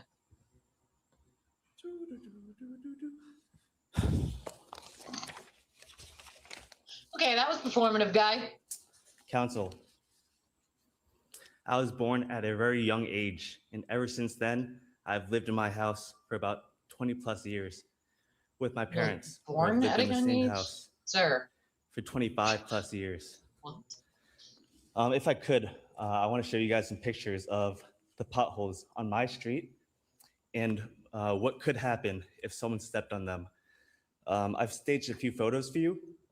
Thank God they were staged, but if I could show the council.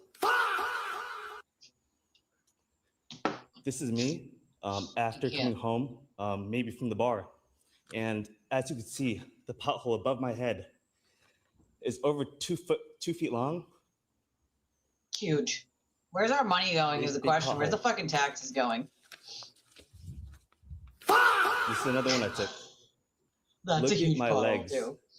Standard, They've though, been on my for street mass. for 25 plus years. I have long legs. 10 seconds. I will now make my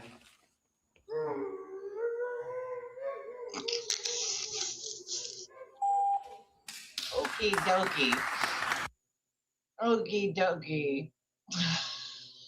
Well, I mean, if that's what it takes to get the point across to these people, then I guess do what you do, buddy. Do what you do. Very performative. But what the fuck? It says man gets applause after running scenarios by the city council about the state of the potholes in Massachusetts. The man went to a Worcester City Council meeting and role played to emphasize the danger the potholes could pose in several different scenarios. Right? Like, what the fuck? He's got long legs. I can't. To be fair, though, he's right. The potholes just stay there. And what they do is they just fill them in with concrete, not asphalt, not rip it up and fix it like they're supposed to. They just dump concrete into it and go, okay, it's, now it's level. 2 or 3 days later, it starts breaking up. The rocks come flying out and you're back to the same fucking pothole, right? Where the fuck is our tax money going? Dude, right? When he said that, I'm like, did he just say I was born at a young age, sir? Sir, you didn't rethink that when you wrote it? Was born at a young age. Buddy, you all right?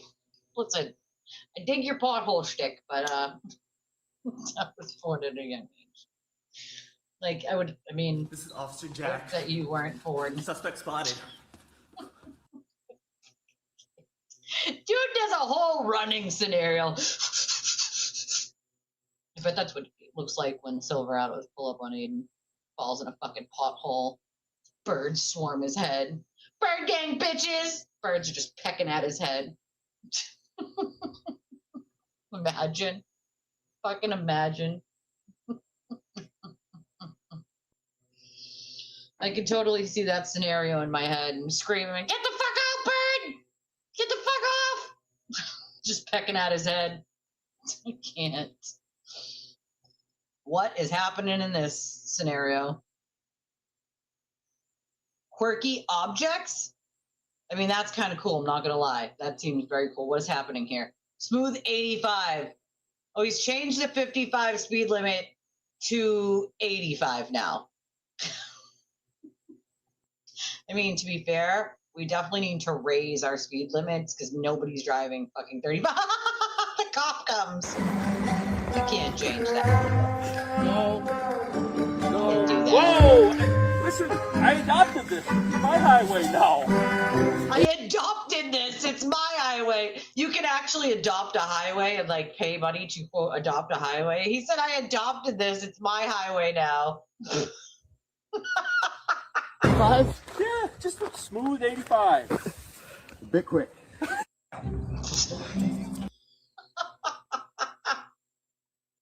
Listen, this will give you a good laugh, all right? I mean, the guy's like, I adopted this fucking highway. It's now we're doing just 85. That's across the board. It's fine. It's good. It's fine. Listen, I don't know why I get such random ass shit. Can anybody explain to me why I get shit on my fucking wall from people I don't follow? I don't understand, like, where some of this shit comes from. Okay? He uses Gumby toys, dice paint. That's pretty awesome. I'm not gonna lie. That's pretty fucking awesome. Holy shit. I have good news for once. The woman who stabbed a pregnant woman with a steak knife in the parking lot of a grocery store chain in Charlotte, North Carolina, who was previously arrested 23 times with over 70 plus charges, has now been indicted by a grand jury. She's held without bond. Why did it take 70 charges? What the fuck is our justice system doing? Why? For the love of God. I mean, I feel like they probably already have at this point, Looky. And it's unfortunate. You know? It's unfortunate. Oh boy. We getting in fights with cops and whatnot because you parked in a fire lane. Well, maybe don't park in a fire lane. You know, don't do that. It's probably not a good look. I have no idea. I have no idea. All this stuff comes up on my thing that for people I don't follow. He was reported for drinking tea all day and not working. Security cameras were checked and he was given a salary bonus. Looks like this guy's doing it one-handed to me. Looks like he's working.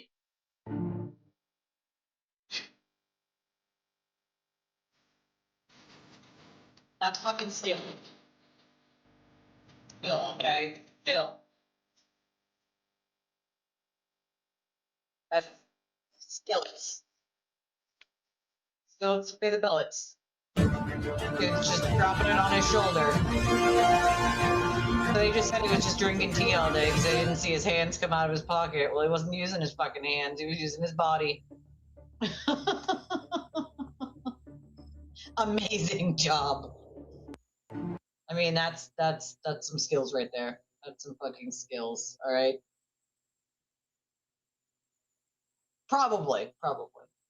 I don't know. It was just something that popped up. It was this chick, North Carolina. I have no fucking idea. This shit just pops up from shit I don't know. You know what I mean? Avoid bottled water? No, I like bottled water. Why the fuck would I avoid bottled water? You know? Cardiologists say don't drink bottled water. And then fucking a week later, cardiologists say drink more water. Like I can't. Imagine what that dude's fucking shoulders feel like after a whole day of that, you know? Uh-oh. Looks like Catherine triggered Aiden. We got a turtle, Tanty, folks. We have an incoming turtle, Tanty. I can't go back. I can't go back. I can't go back. These idiots will buy anything I sell. All right, incoming turtle, Tanty, folks. Note my objection. Her name's Catherine, I believe. Apparently has triggered the turtle douche nozzle. He made 4 posts about her within the last hour. Okay. I was not planning on doing so many videos today about this interview, but this woman will not shut her yapper, and it's pissing me off.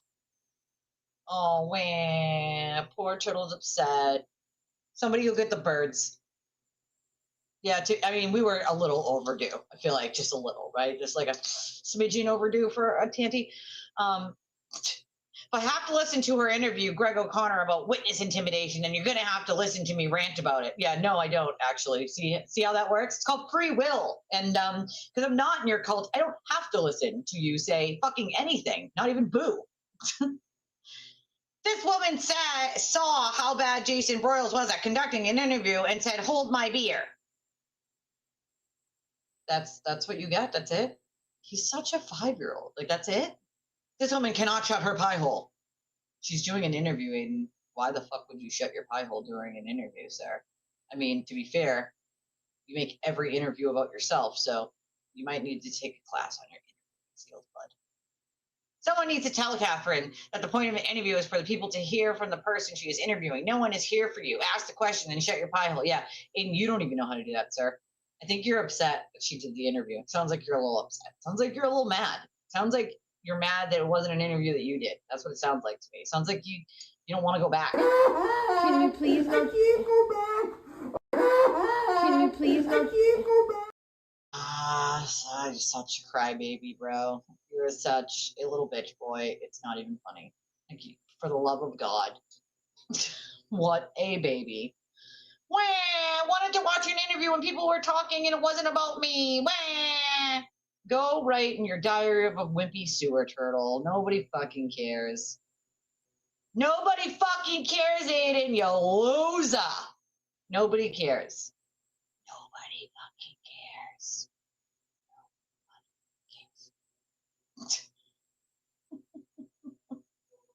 I fucking can't.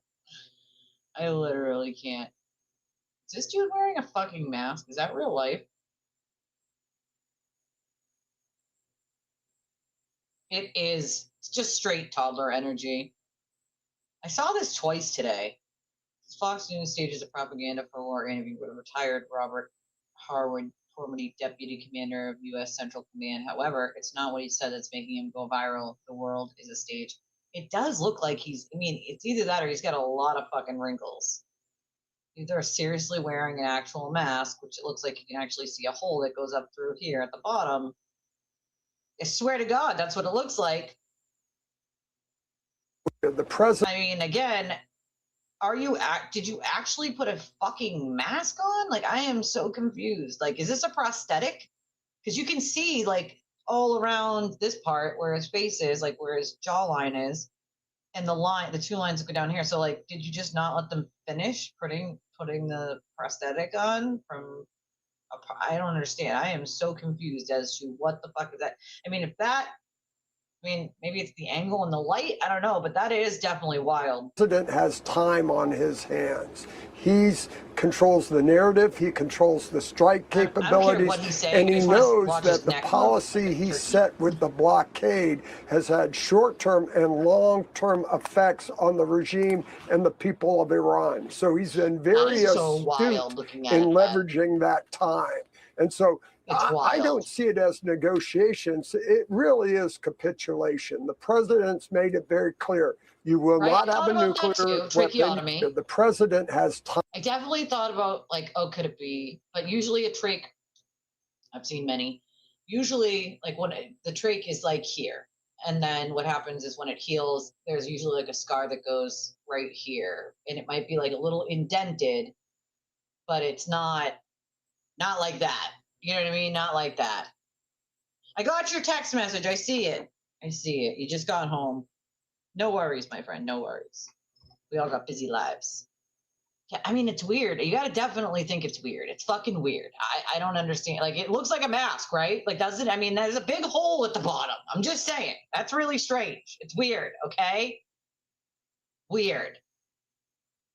Kyle Busch died. Was he a driver? He was a driver, right?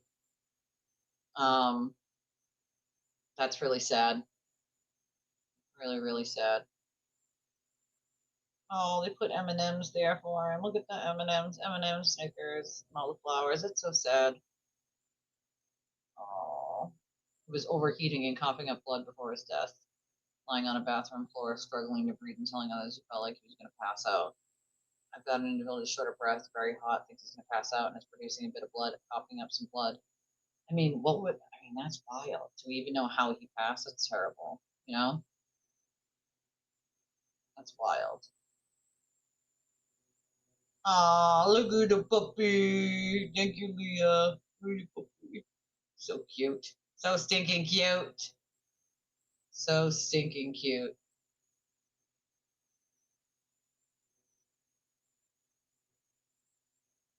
It's just sad. That's so sad, you know? It's really sad. Really, really sad. Let's see. In a surprise move, defense attorney for Parkland school shooter Nicholas Cruz announced that it has arrested his case, prompting a rebuke from the judge. Oh shit. The defense. So that's the thing is you can be later on, okay? Later on, the judge is going to recognize that later on the school shooter here could file for ineffective assistance of counsel and get a new fucking trial due to shit like this. If they just do nothing and don't really take anything serious and are public defenders that could give a fuck less, then, you're not going to get great help. And so I want to hear what the judge had to say. This is interesting, actually. I remember the Parkland shooter, Nicholas Cruz. I remember that whole horrific event.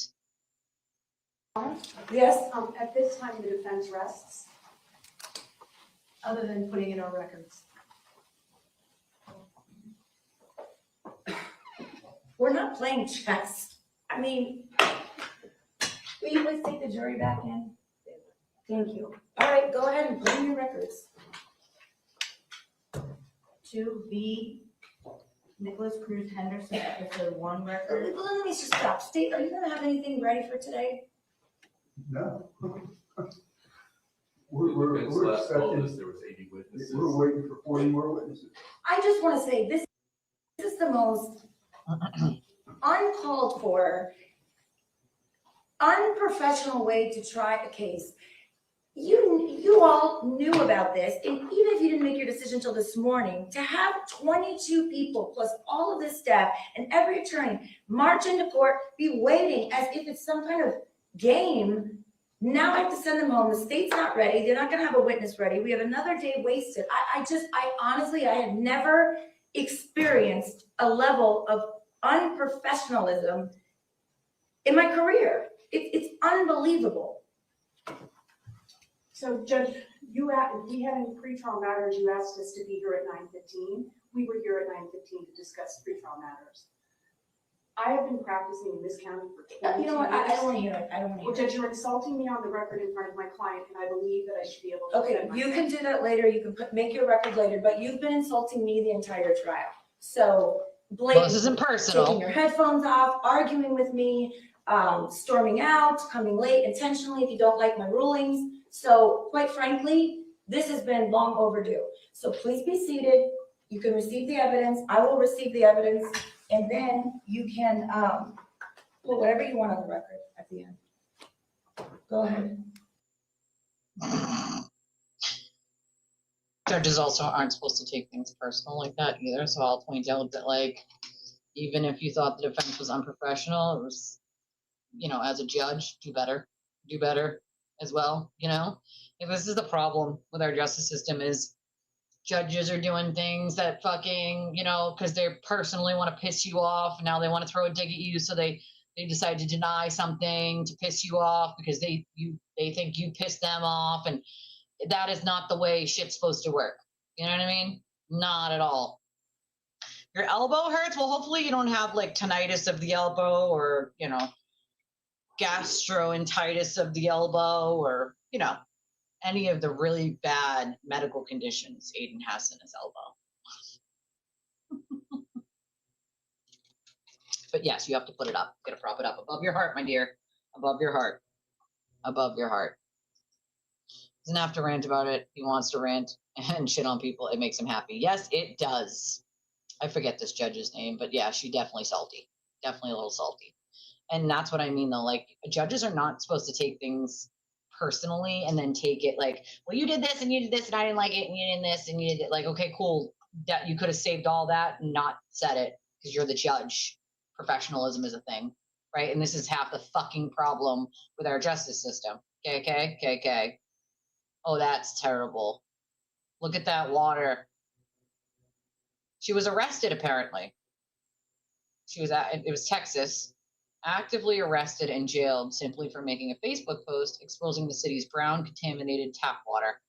City officials panicked over the bad publicity, hid behind a garbage law, and used the local police department to lock her up under the guise of preventing public alarm. Are you fucking serious? Now, you want to talk about something that shouldn't happen to someone in the justice system railroading someone. That's it right there.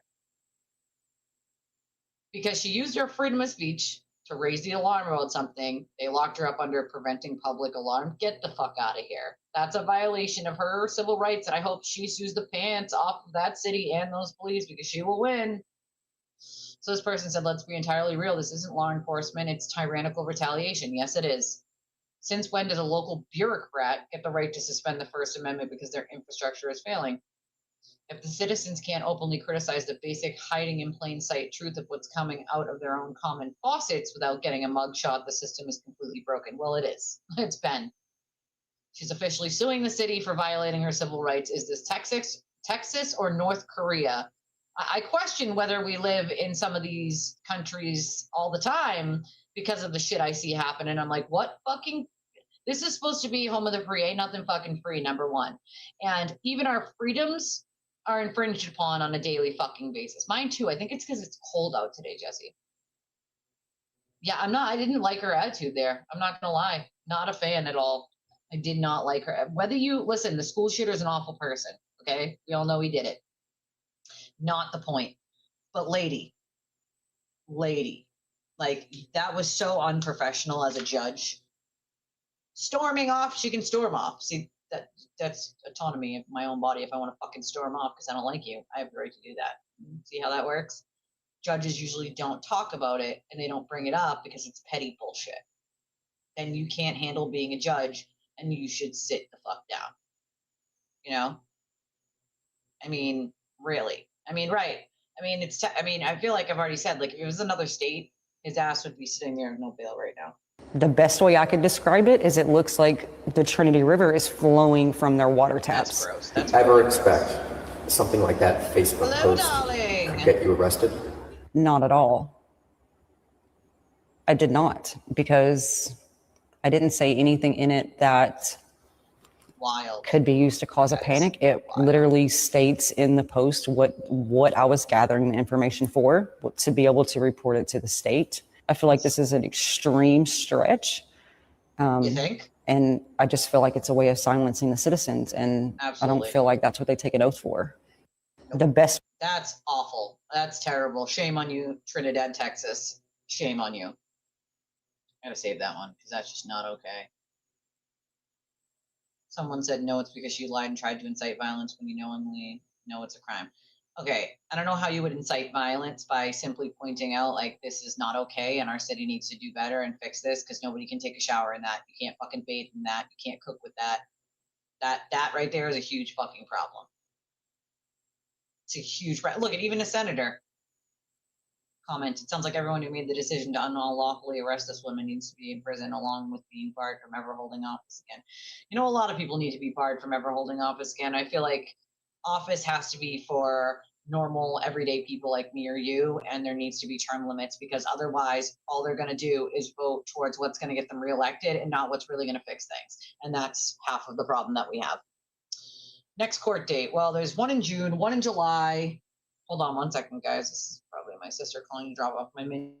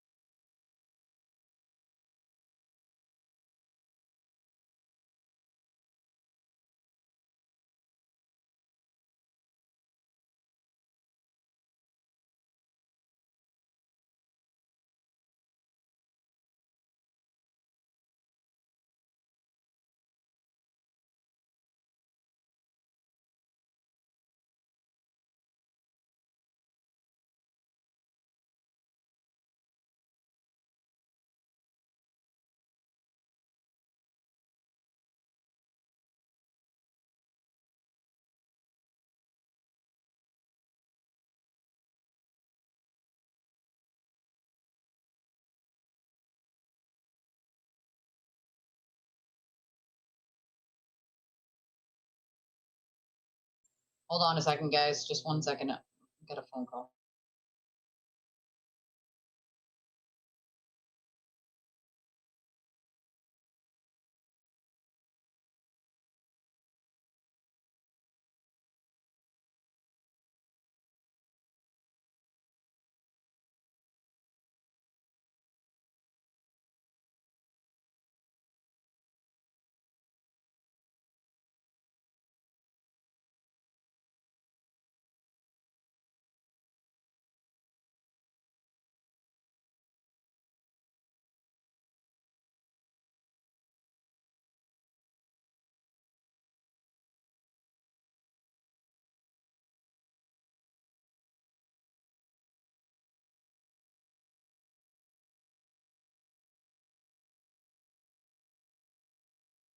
Sorry, that was an important call. Yeah, that was Texas. That's her tap water. It's her tap water from her sink in her tub. You can't shower in that. You can't. You know what I mean? Look at this cute little doggy. I can't. He failed his service dog exam. Was later seen at a train station carrying the reason why. Look at the little elephant. People at the station couldn't stop staring when the dog walked onto the train with a stuffed elephant held proudly in his mouth. At first, everyone thought it was part of his training, but his owner started laughing and explained what happened. The dog had been training to become a service dog, but during one of his final tests, he kept getting distracted by an elephant plushie nearby. Instead of staying focused, he tried to steal it like it was the only thing in the room that mattered. That was the moment he failed. But his owner said he couldn't be mad. The dog had tried his best, and even if he wasn't meant to be a service dog, he was so loyal, gentle, and full of love. So before they left, he bought him the elephant toy. That night, the dog didn't pass the exam, but he still went home with the person who chose him anyway. Look at how cute he is. Look at how cute he is, a little elephanty. That's so cute. My daughter had an elephant, and when she was little, and she would bring it to every doctor's visit, every hospital stay, and his name was Fanty. Shouldn't say was, he still exists. His name is Fanty. And I remember one of the buttons fell off of his eye. And when my grandmother was still alive, my grandmother sewed the button back on to his eye for my daughter because that was her Fanty. Okay, that's her Fanty. And that's my oldest daughter. My little has a blanket that I got for my baby shower before she was born. And it's like probably this big. And it's a baby blanket, so you can swaddle the baby, but it's a blanket, not a swaddler. And so it's pink and it has owls on it. And she still to this day sleeps with that blanket. And that thing has been through the ringer. She used to drag it around with her everywhere like Linus from Snoopy. I kid you not. She just dragged that blanket with her everywhere. When she was little, probably one, she would like chew on the end of it. And then she would use another corner to like rub on her face before she would fall asleep. Like that blanket has been through hell in a handbasket and back, dude. And that thing is still alive, which is shocking to me. Yeah, you'd have to boil water. That's what you'd have to do. And that's not appropriate for the rent and taxes and everything else everyone pays. There's no excuse on planet Earth you can give me in the United States of America that anybody's fucking water should look like that. And we have a lot of places right now in the United States that actually look like that, which is pretty fucking sad. Before you were telling us about, so yeah, he's got one in June, one in July, or maybe 2 in July. So he's got a couple coming in the next 2 months. Yeah, June, July. I think New Jersey is June and July, I believe. New Jersey needs to stop moving them because they keep doing that. They keep bumping them back. Right? Didn't take 45 minutes to sew the button. Nope, sure didn't. Nana sewed that thing on in probably less than a minute for that one eye button.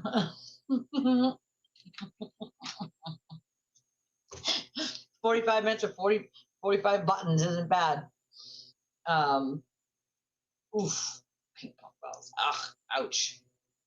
It's always my knees and my hips. My knees, my hips, my shoulder, my legs. My legs, definitely. Tulsi Gabbard has submitted her resignation of Director of National Intelligence. Not that I thought she was qualified for it anyway, but she has submitted her resignation effective June 30th. She reveals her husband has been diagnosed with bone cancer, and she's resigning to be by his side. That's really sad. That is sad. Oh, I do not want to see that. That's not okay. Okie dokie then. I have all sorts of wild shit that just a new ordinance took effect in Bangor to clear the homeless from the sidewalk in front of the public library. Many of the homeless population have now moved to Davenport Park. We spoke to the people who moved there to get their side of the story. What resources are they getting? Do they need to get back on track? This is a revealing and frankly disturbing look at a city in crisis. Bangor has a lot of issues way out there in Maine, but I mean, relocating homeless isn't going to help them any. Just saying. Just saying. Oh my God, this is hilarious. I can't. Recreated the entire smooth criminal vibe at work, and the Annie, are you okay part actually took me out. This is legendary. I hope Bro doesn't get fired after this. I just poor guy. I fucking can't.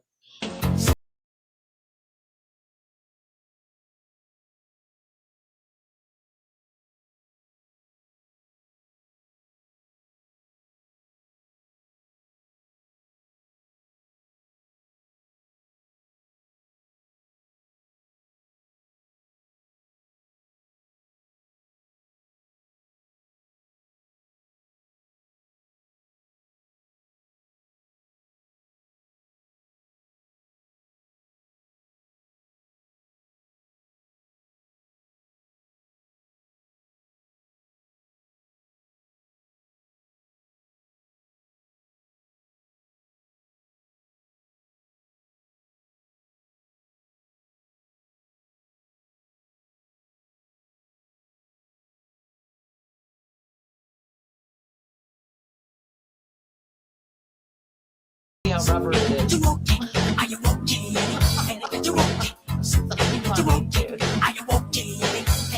It's pretty funny. I'm just gonna pretend that she's the dumbest not alive. Fuck around and find out Friday. Oh, that's funny. Listen, sometimes all you need is a couple good laughs, all right? Couple turtle tanties, couple laughs. It's fine. I know. It's beyond long overdue. It's overdue times 100 at this point. All right.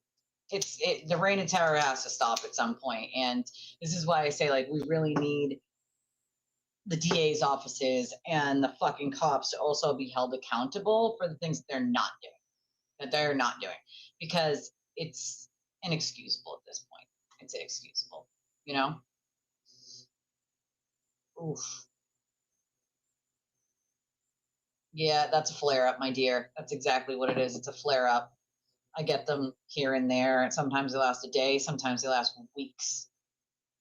I doubt it.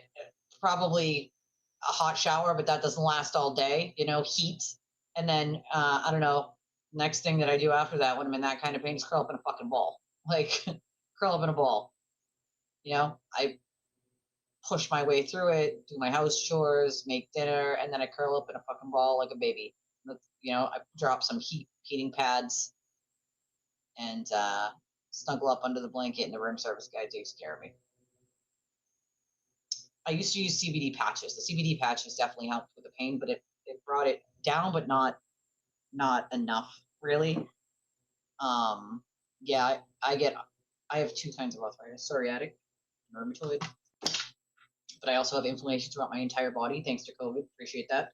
And a bunch of autoimmune. And I get weird chest pains from the myocarditis all over the place. So I get them here, and then the next day it'll be here, and then sometimes it'll be here, and it'll be down here, and then over here. So it's all in weird places. It's naproxen. I used to take naproxen for headaches. Naprokib. Is that what it is? Naprokib. I mean, I don't think I've ever found anything that really did shit other than the CBD patches that brought the pain down enough to, like, suck it up, you know? The Epsom salt is definitely a help for, like, your muscles, I feel like, but when it's, like, deep in there, it just, like, you feel it. Like, sometimes it's so like it's been in my back for the past couple days. Just my back has been wicked bad.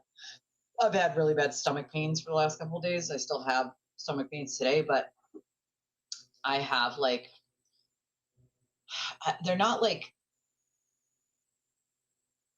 cervical abscesses, but like they're in that region, like inside my body. And it's like a European trait. And so they get bigger and smaller, especially during your monthly whatever. And so it causes a lot of like stomach pain, back pain. Something I've had for a long time. The doctor's like, that's unless it's to the point where they need to like go in and remove it because it's so big, or they need to drain. Like it's like inside your body. There's nothing you can do. You know what I mean? Like it's just inflammation, pain, and when it's deep, deep, deep in there, like sometimes my husband will give like a really good deep massage, but even that like hurts. You know what I mean? Like it hurts. Yeah, sometimes you got to keep moving. Sometimes you got to curl up in a ball, you know? Yeah, the flares. I mean, I have fibromyalgia, so like they don't, everything that they try to give you for it, it's like none of that shit works. You know what I mean? Like, because they still to this day cannot pinpoint where fibromyalgia comes from. A way long time ago, they used to say, oh, it's just your mental health, right? They used to blame it on, since they didn't know where it came from or why, right? They used to be like, oh, it's just in your fucking head, basically, right? And as us women know, the medical gaslighting of women is a real thing, right? Even if you hadn't been, like, listen, I hadn't been to the doctors in like 10 years, other than like going to like urgent care for the flu and needing like flu meds, probably until after I was 32. I didn't need to. I wasn't sick with anything. I didn't need any, whatever. And then after I had COVID, started getting all these weird symptoms, all this weird pain, all this shit going on. And so like I'm going and I'm like, I have never had to come to a doctor's office and be like, there is something wrong with my body. I can feel it. I know it. Like, when there's something wrong in your own body. And so it really starts to fluster people when you walk in and you're like, something's going on. Something isn't right. I can feel it. And they're like, oh, your blood work is fine. When I got my doctor that I have now, I was like in his office, like bawling. And I'm like, listen, like, I'm tired of hearing like, oh, your blood work is fine. Not everything that's wrong with someone is going to pop up in blood work, right? Sometimes better tests need to be done. And so my doctor looked right at me and he's like, we're going to figure this out. I promise you, we're going to figure this out. And he did. He figured out every single fucking thing that was wrong with me and tried to treat each thing, right? And he was like, none of this would show up in blood work. None of it would show up in blood work. So this whole, oh, your blood work is fine bullshit, like that's great and all, but not everything shows up in blood work, right? Like it just doesn't. Only certain things show up in your blood work. So, the medical gaslighting is real. And if you feel like there's something that's wrong and you're getting gaslit, like you find another doctor. Hospitals aren't going to help because they want to get you in the door and out the door. So as fast as humanly possible, they're going to run blood work, urines, and be like, oh, we don't see anything here. You're good to go. You're going home. And you are screaming in pain because, well, it's not your blood work. So they don't fucking care. And off you go. Get a, regular practitioner, and if you feel like they're not listening, find another one. Find a fucking new one until you find one who does listen to you. I'm telling you, if I wasn't persistent with my daughter, we wouldn't have gotten she would have been misdiagnosed over and over and over again. If I wasn't persistent and didn't do our own research, we didn't figure, like, I went by what my daughter told me, like what she was saying was going on, what was hurting, where, how long, what it felt like, so on and so forth. I went by what she could tell me, and we did the research together until we found a doctor that specialized in those types of things. And then that doctor was like, yeah, we definitely have something going on, but nothing that we could call it. Like, it didn't have a name at that point. And then around the time she was about 11-ish, I'd say around 11, stat 3 gain of function was now a diagnosis for her disease. And then we did the genetic testing to find out if that's what it was. And we did, and so on and so forth. And it was. But if we hadn't been persistent, they would have just been treating a bunch of different things that have nothing to do with one another. Like, they're treating each individual thing when it's caused by ultimately one thing. You need to treat the cause, right? Or you're going to have all these things happening to you still, even if you treat each individual thing. If you treat the cause of it, right, some of those will go away. And so that's a lot of the time the problem, where they might say you have autoimmune, you have arthritis, you have this, you have that. But if you have an underlying genetic condition, right, that's causing all of those things, and they can find out, maybe they can treat that genetic condition. Not everything is treatable, but some things are, right? And if they can treat that, then some of those other things underneath it that they've been treating for so long might go away, be cured, or get better, so on and so forth, you know? So it's awful. Yeah, see, everyone's different, you know? To me, I mean, my mom had hard times with medications too not working, so I guess genetics, you know?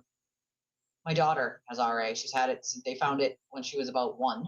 I'll never forget, her pediatrician found it when she was about 1. Made it a lot harder for her to walk when she was a baby because she was in that kind of pain constantly. So she's had it since like birth. She was born with already having to deal with arthritis. So she's never not known what it felt like to not have arthritis through her whole body, you know?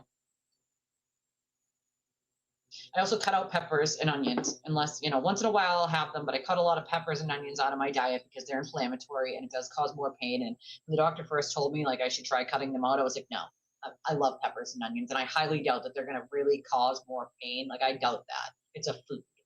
And he was like, just try it. What's the worst that can happen? So I cut them out for a couple weeks, and I did notice the dip in pain. And I was like, oh, like, I have to actually cut these out most of the time. Not all of the time, but most of the time, you know, because I like some good peppers once in a while, you know? See, that's what I mean, Valley's girl. Do not let them medically gaslight you. If you feel like there's something wrong, find a doctor who will listen, you know? Find a doctor that will listen to you. Oh, yeah, that's a good one. Oh, it's just stress. Oh, it's just anxiety. Oh, maybe it's your PTSD. Like, oh, yeah, my chest pains are my PTSD. And I thank God for my doctor, because I had so many of those damn EKGs. And the doctor's like, you have myocarditis, dude. You have inflammation of the muscles of your heart. Like, that's why you keep getting those random chest pains all over the place. You know? Like, that's why. It's why they're everywhere. Like, but how long did it take to get that diagnosis? You know what I mean? Like, how long did it fucking take for that? Ridiculousness. You know? I never thought foods would play a part. You know what I mean? Humira is the next thing that I'm going to be trying. My daughter had Humira for a really long time, but there are some, you're not supposed to use Humira as long term. They have some really bad effects if you try to use it long term. And my daughter was on Humira for a really long time, but they have now sort of lowered that amount to using Humira and using Humira and something else, like together now, as like a combination sort of deal to help. But actually, Humira is the next thing, because I have the psoriasis too. So that, and they have to check. I was born with sort of like a bum liver, and so before I'm even allowed to have Humira, they have to do multiple other testings on my liver again to see if it can handle it. So that'll be fun, right? I mean, it's not as serious as my sister having to have brain surgery, so I try to just suck it up buttercup. But, you know, it's a lot when you have to deal with medical stuff, you know? I can't stand it with the lotions. The lotions don't, like, even the psoriasis stuff. Like, this has actually worked for people I know. So I'm actually excited to have that. Well, that's the other thing. Some of them won't admit they don't know stuff or that they're wrong. They refuse. It's an ego thing. So they refuse to admit that you might know something that they don't know. They went to medical school. So how dare you think that you would know and they wouldn't? Well, gee, I don't know. I spent, you know, weeks or months or years doing research, trying to figure out, I'm looking at new studies, looking at old studies, looking at things that work, thinking at things that don't work. And how dare you think that you would know something that they didn't? They went to medical school 20 years ago. They know better than you. And it's like, yeah, you're supposed to know better than me. But once in a while, people have the time that they don't to do actual research to figure out what the fuck is wrong with them because no one's listening, right? I've watched that happen multiple times. So it doesn't mean that they don't know better when it comes to like what medication you should take or what the dose should be or whatever, but they didn't have the time to sort of do the deep dive.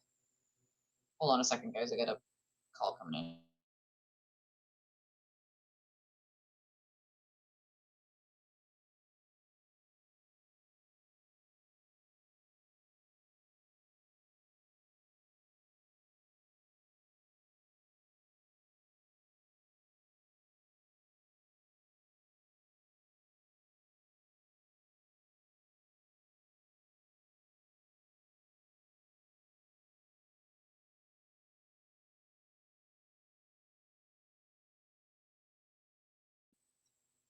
Yeah, and that's the other thing. Most people know that when you're feeling like constant pain or like your body is feeling weird in some way, like that it's not fucking stress or anxiety. We all know what stress and anxiety feels like. You know what I mean? Like when anybody ever says that, I have to do like a giant eye roll. Like no, obviously not. You know? Yeah, I didn't know foods played such a big part. Yeah, my daughter had methotrexate too for a while. But again, not supposed to be used for long periods of time with it being steroid. So it can like you're not supposed to use it for so long. It's supposed to be like a short-lived methotrexate. Not supposed to be used long-term. Can have really bad long-term side effects and effects if you use it long-term. But believe me when I say probably my kid has been on every goddamn medication from here to Kalamazoo.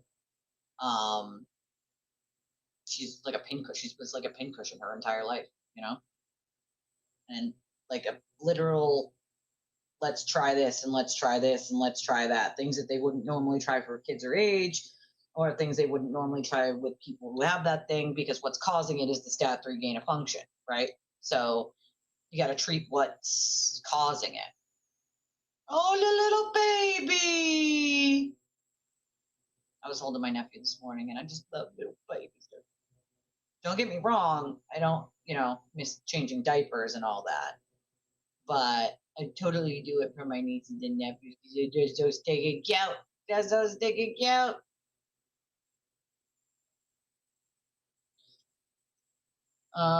Let's see. The Pelosi average bans congressional stock trading is just passed out of committee 8-7. Okay, cool. Let's get it to actually pass the law. Let's see if they actually vote it. Jen says, wait a minute, why is he telling people to shut up? Isn't this the same person who he claims is fighting for free speech? I get it. It's only okay if he agrees with what's being said. Everyone else should shut their pie hole. It is not, my friend. A lot of people don't understand autoimmune diseases and how bad it is. Pain. They're like, oh, you look fine. I have much more than autoimmune diseases going on, but I love when people are like, oh, yeah, you look fine. Oh, Aiden got a rant. Turtle Tanty, incoming. Incoming Tanty. I can't go back. I can't go back. I can't go back. These idiots will buy anything I sell.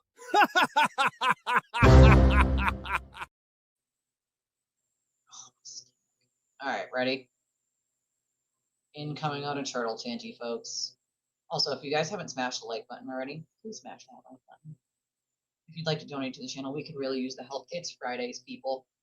It's Fridays. Let's fuck around and find out Friday. In a second, my sister's going to get here with my little, and I'm going to run downstairs and get her. And I'll let you guys listen. This will still be playing when I run down to get her, but just a heads up. So if you see me walk away from the chair, it's because I'm going to go downstairs and get my little when she gets here. But make sure you smash the like button, please. Make sure you subscribe to the channel. If you can donate to the channel, there's a bunch of different ways. We do have super chats. We have jewels. Those are pretty cool now. The little jewels that are on the screen. I like those. Those are pretty cool. We have memberships. You can gift memberships to other people. Those are pretty fun too, to gift to other people. I love doing that at the first of the month when they give me the 10. I love watching the names pop up when someone gets it. It's pretty fun. I'm like a child. I'm like, oh, this is so fun. As a matter of fact, why don't we set like a little goal? Like a little one. 10 super chats, $5.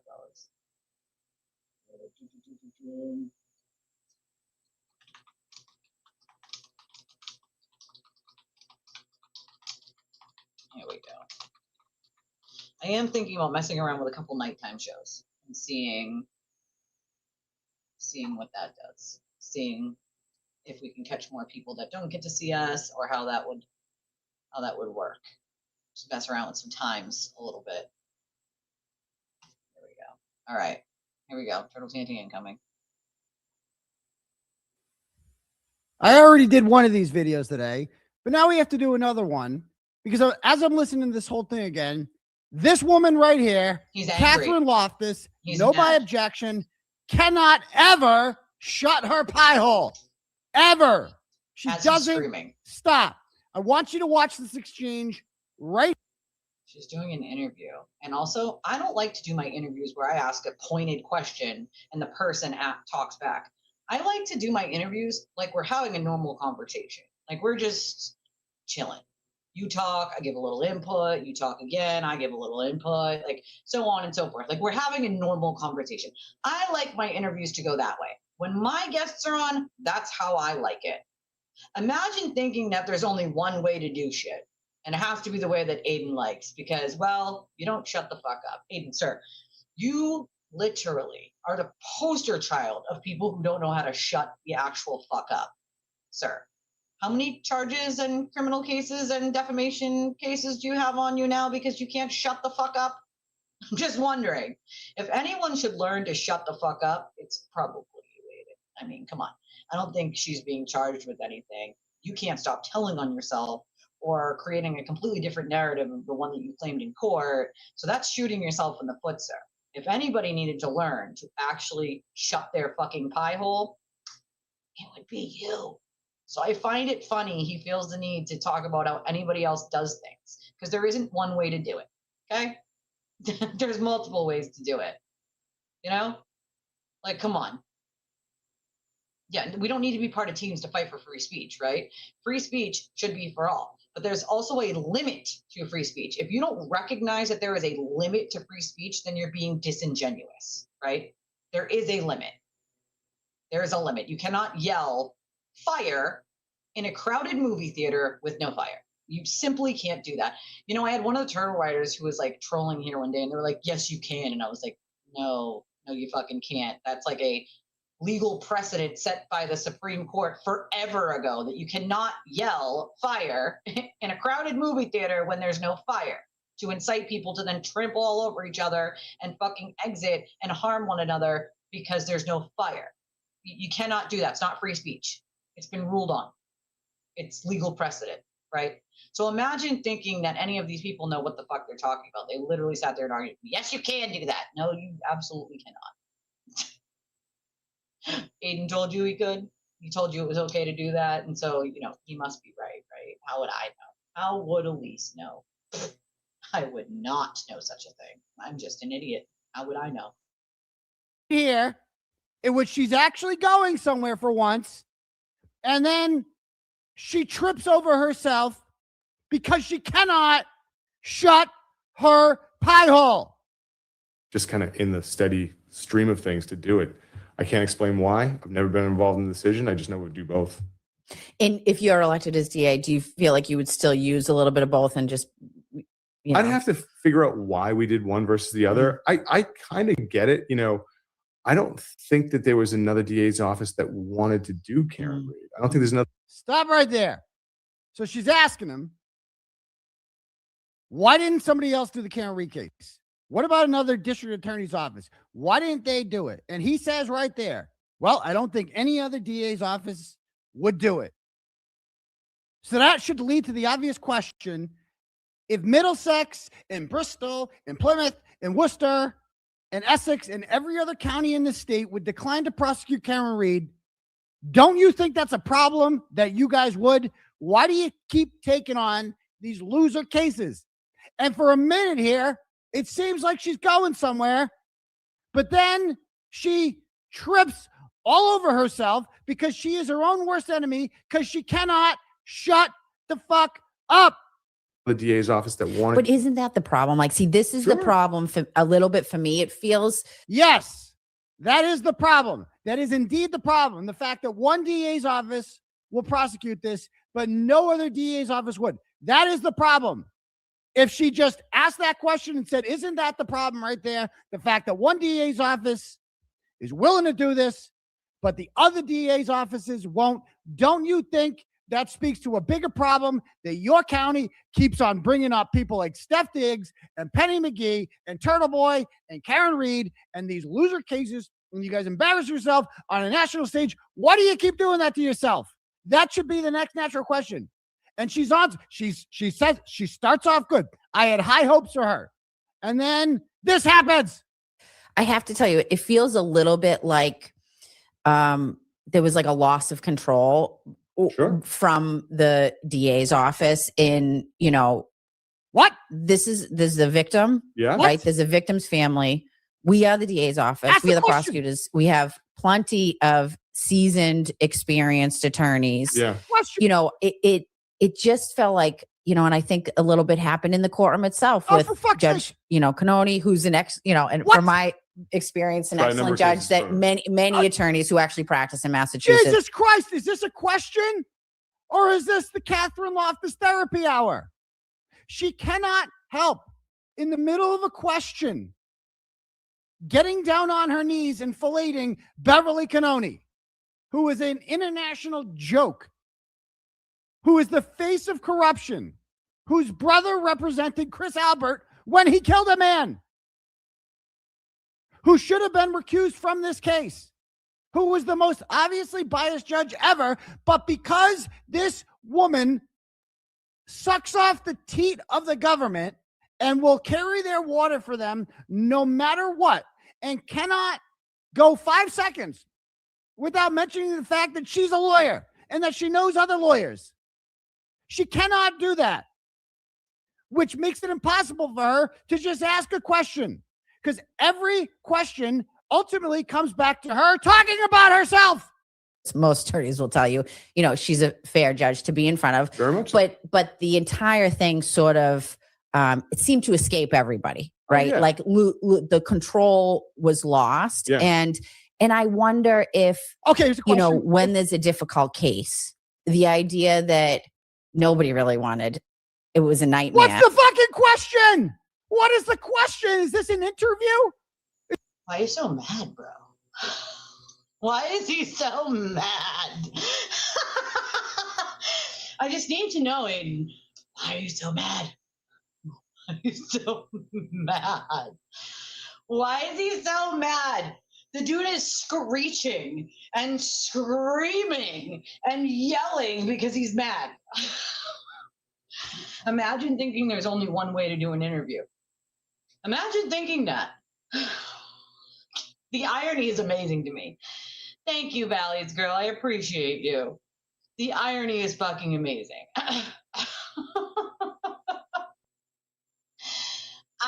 Dude, he's unhinged, bro, okay?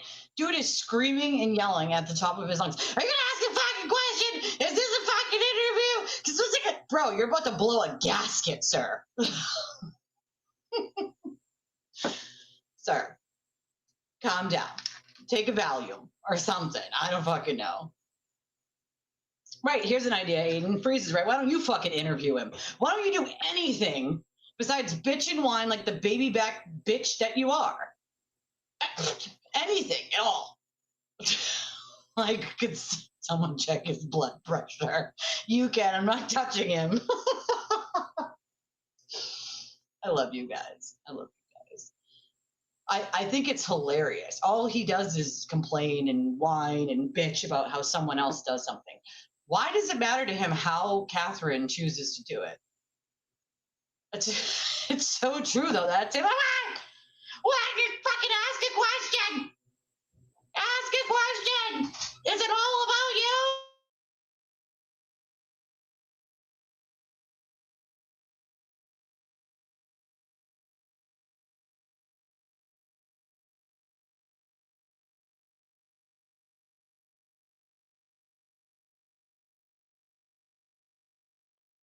Like, that's what he sounds like, bro. That's what he sounds like. It's all about you. Is it the fucking Catherine Loftus show? Oh, I'm sorry. Is it not the Sewer Turtle show? Is that you had to make it the Sewer Turtle show, so you have to scream and yell? And he's so angry. This is how he screams and yells at people on the phone. That's how he does it. You're gonna fucking do what I want. You don't run this conversation. I run this conversation. You either do it the hard way or the easy way. Your choice. Bro, listen. If a motherfucker ever said some shit like that to me, I would burst out laughing in their face. I can't. I fucking can't. My husband doesn't even raise his voice. Like, what, dude? what? He's so mad it's not about him. That's what he's mad about. Well, that's the other thing, right? Is Catherine actually knows what the fuck she's talking about. She actually is a practice attorney. And exactly, I like to run mine like a discussion. You know? Love you. Yep. I'll make you Turtle Boy famous. I'll make you Kate Peter famous. Those are his other threats, right? Yeah, no. Like, she actually knows what the fuck she's talking about, unlike him.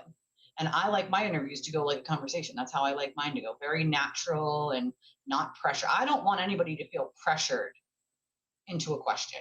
I want it to just be a regular conversation where they want to share what they want to share. Maybe I'll ask a question here or there, but I like it to be more like a discussion. Aiden has to have everything be about him. And so all he does apparently for 6 minutes and 7 seconds is scream and yell about why she doesn't ask a question and why she doesn't shut up. Sir, you just made a second turtle Tanty video screaming and yelling. Why don't you shut the fuck up? Ever think of that one? You know? I do on Sundays, just not Saturdays.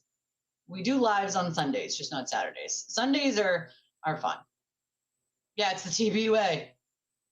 You know, you can have it his way. Don't go to Burger King. Is this an interview? Who's the one being interviewed here? You or Fatty McGee over here? So funny that he's Which so one? mad. Because it seems like you can't shut the fuck up about yourself.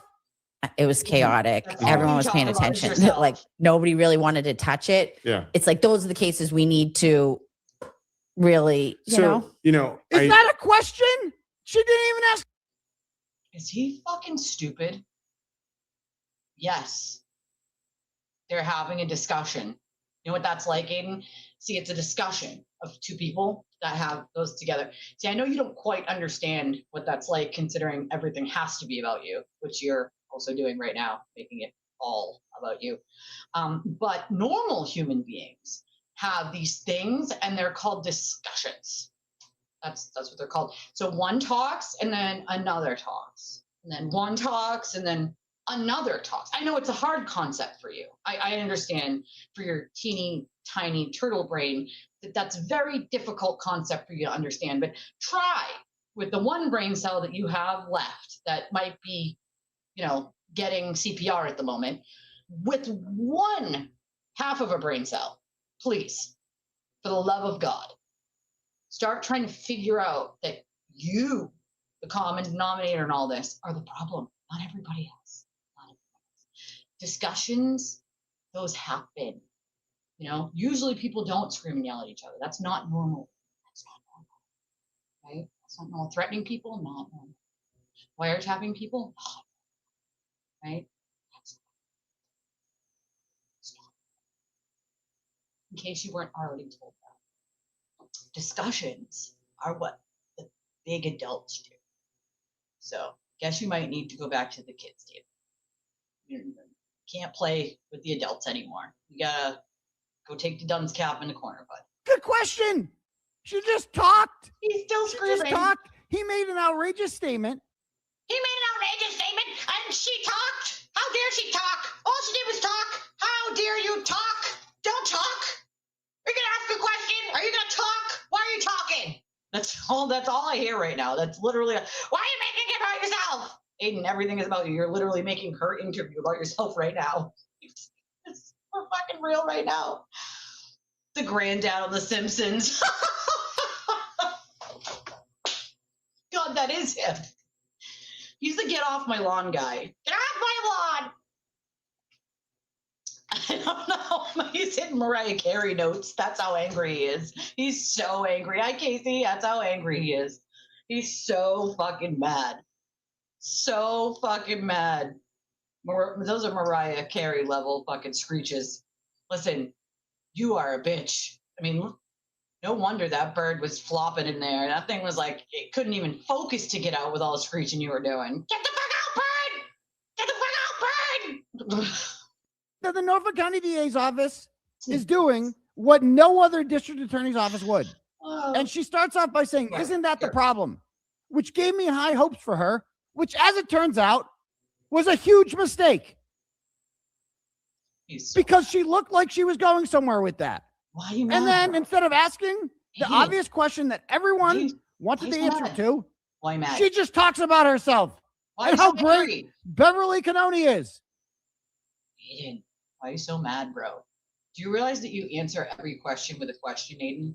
Do you realize that no matter what discussion you're having, you always bring it back to yourself? Do you realize that? Clearly you don't. I mean, your lack of self-awareness is pretty fucking unreal. But sir, really? I mean, you're complaining about all the things you do. Your projection is like delusion type level. The mental gymnastics, sir, that you have to do to try to accuse other people of the things that you do is fucking wild. I'm joining the bird gang. Just saying. Are you kidding me? What is the point of this interview?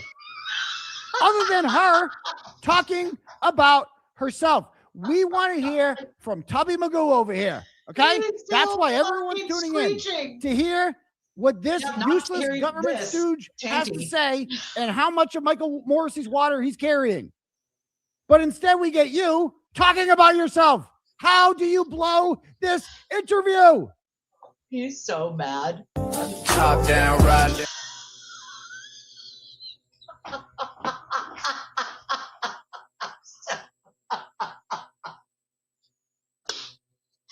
I fucking can't. He's so angry. I'm sorry. There's a second one of these. Hold on. Hold the fuck on a second. Hold on. I need to hear the first one. He said something like he made a second one. Hold the fuck up, dude. Where's the second one? There needs to be. I fucking can't. Where is that second one? I need to find the second one. I can't. It literally is.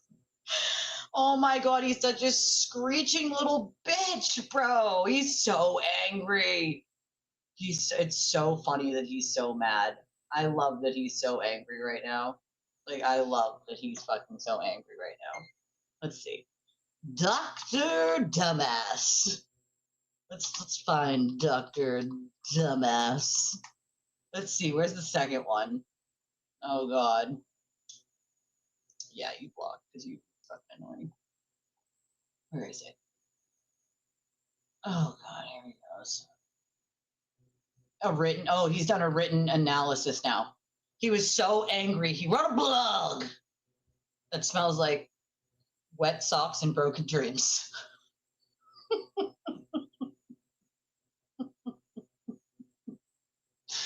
He wrote a blog, guys. Oh no, he wrote a blog. I mean, does he realize he's a fucking laughing stock? I mean, does he? He clearly does. He's like, I'm so angry. Starts typing up a blog, all angry, fucking typing. He's like, "Hey, shut the fuck up! I'll make you shut the fuck up. I'm gonna write a blog. Write a blog about you. Make a turtle boy famous. We can do this the hard way, or we can do this the easy way. Let me write a blog." Can you imagine him angry typing? I'm writing a blog on this. And write a blog. What the fuck, bro? Bro. Oh, here it is. Here it is. Here it is. Okay, hold on. This has got to be the first one, right? Yeah, this is the first one. Is it? I was not planning on doing so many videos today about this interview. Wait, hold on. Pause. Here's an 11-minute turtle Tanty. I can't go back. I can't go back. I can't go back. These idiots will buy anything I sell.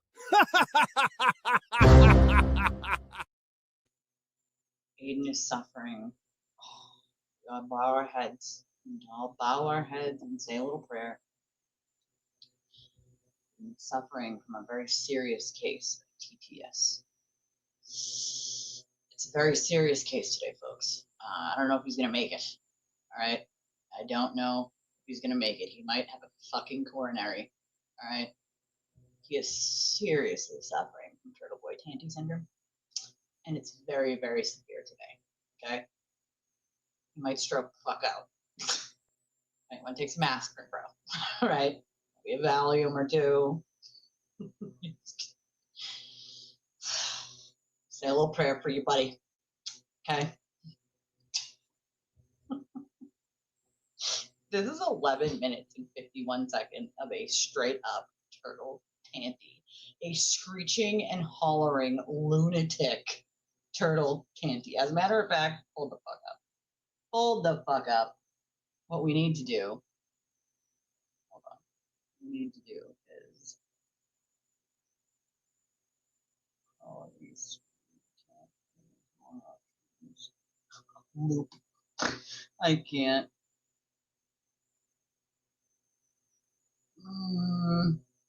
No, I don't want to do that. I want. No, you fucker. I was not planning on doing so many videos today about this interview.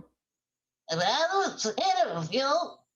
He's definitely writing that down in his fucking journal. He's writing it in his journal. The diary of a lippy suet turtle. I was not planning on doing so many videos today about this interview, but this woman, Catherine Loftus, from No My Objection, will not shut her yapper. And it's pissing me off. I cannot listen to this. But if I have to listen to it, you're going to have to listen to it too. I'm fucking angry. I'm angry. Suffer with me. Tell me again how it's not a cult. Someone, please, for the love of God, tell me how it's not a cult. I'm going to need a meatball sub after this, I feel like. I feel like this deserves a meatball sub. I have to listen to this raging lunatic. Okay? Rant and rave and just say over and over that she won't shut the fuck up. Is this an interview? Did she ask a question? This is pissing me off. Like, if I have to listen to this and I listen to this exchange. Listen to it. You know, I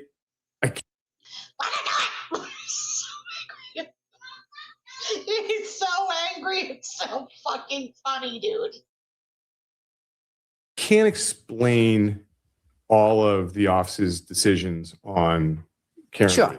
I can tell you that that case has a collection of mistakes on it from the start to the finish, right? I tell people when you're doing a case, if you want to get a conviction beyond a reasonable doubt, you have to pitch a perfect game. And that wasn't a perfect game. No. You've got problems from the point where you've got the wrong officers interviewing people. Things aren't recorded. You've got evidence collection issues. And I don't think it's from a lack of desire. I think it was just like mistake after mistake after mistake. And the case. Stop right there. Stop right there. How about asking him specifically, who are you talking about? Halt! You need to feel and make sure you feed the troll under the bridge. Halt! Stop, halt, yo, halt! Feed the turtle troll under the bridge before you ask a question. You need his permission to ask a question. What do you mean? Yes, he is. Which officers were involved that shouldn't have been involved? Are you talking about Michael Proctor and his close relationship with the McAlbert family? The fact that he has known them since the beginning of time. The fact that Colin Albert was a ring bearer in his sister's wedding. He is so angry right now. I am surprised he has not had a fucking stroke. Like, answer the question, Aiden. You didn't answer the question. You didn't answer the question. It's not funny. I mean, it's funny because he sounds so angry, okay? And to be fair, I've actually heard him on the other line screaming and yelling just like this, so I'm not chalking it up to he's not angry. Sorry. Like, he's angry. He's fucking mad.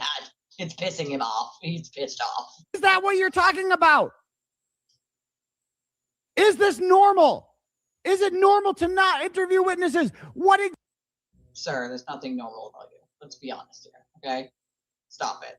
Oh my God. Yes. That's what I got. Oh, my sippy cup's in the other room. Damn it. Fuck. Sippy cup is in the other room. I gotta get a bird though. We gotta get a bird. I need elbow bandage. Tendonitis of the elbow. I got gastroenteritis of the elbow. No, he could not resist. He could not. Yeah, absolutely he couldn't resist. It's a lie, of course. Like we already knew that. Parker did not know them since the beginning of time. That's not a thing. That was already debunked completely over and over. But I mean, yeah, just keep saying shit that isn't true and scream about it because I mean, listen, I get a good kick out of him being angry. Be angry, bro. And listen, if you've never heard Aiden scream and yell at someone on the phone because of how angry he is, you don't know how funny this is. You don't actually know how fucking funny this is. Because even if he's trying to put on a little bit of a performance, he is actually angry. I can tell you that. Like, he is actually fucking bad. Exactly was the problem with collecting the evidence. Can you be specific? Please tell us what you mean, because I am here to interview you. And I think you're saying something interesting for the first time. And I would like to hear more about this because you are criticizing your boss. Are you different? What would you do differently? Instead, we get this. Once something like that happens, it's so much harder to get it back on track. That's right. And it just never did. And you talked about like loss of control. Then you have the outside influence, right? Right. Where 200 people are going to witnesses' houses with megaphones and screaming at them. And like, indeed, like control has been lost. I can't think of. How the hell did we start talking about the rolling rally from July of 2023? Well, he's angry What because on he was earth involved in that. does that have to do about Michael Proctor and corruption? Does he not realize He's mad this isn't his that the whole interview. purpose of the rolling rally was to that's what he's mad protest about. all It's of not the his things interview. that he just said? The fact that Michael Proctor did not recuse himself from this case, that he Doesn't knew have these to. people, He didn't have that to. he protected these people. No. Why this did is- she this not is- bring that up? This is exactly how he screams at people, just with a little more like, what was the last one that he did? You don't run this fucking conversation. I run this conversation. Somebody ever said that to me, I pissed myself dying laughing.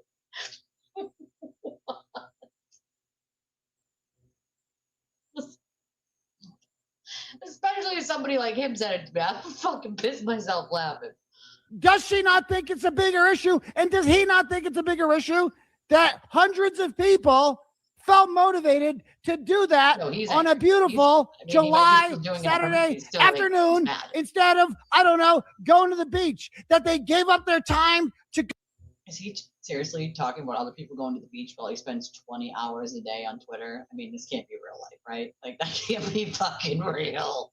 Bro, mirrors exist, sir. I think you might need to find one.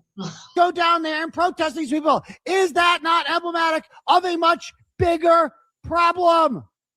That happening in another case. And so with that, there are just, it was a case where I think that no one understood how to get their hands around it.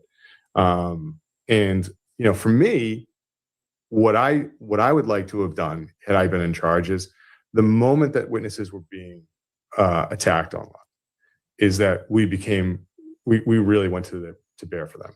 And we should have got right in front of them and done what we could for them. You think? What the hell does that mean? Oh, you don't understand what that means, sir? You don't understand what that means? That means charging people with criminal harassment and intimidation of witnesses when it needs to happen. That's what the fuck it means, you fucking clown. What?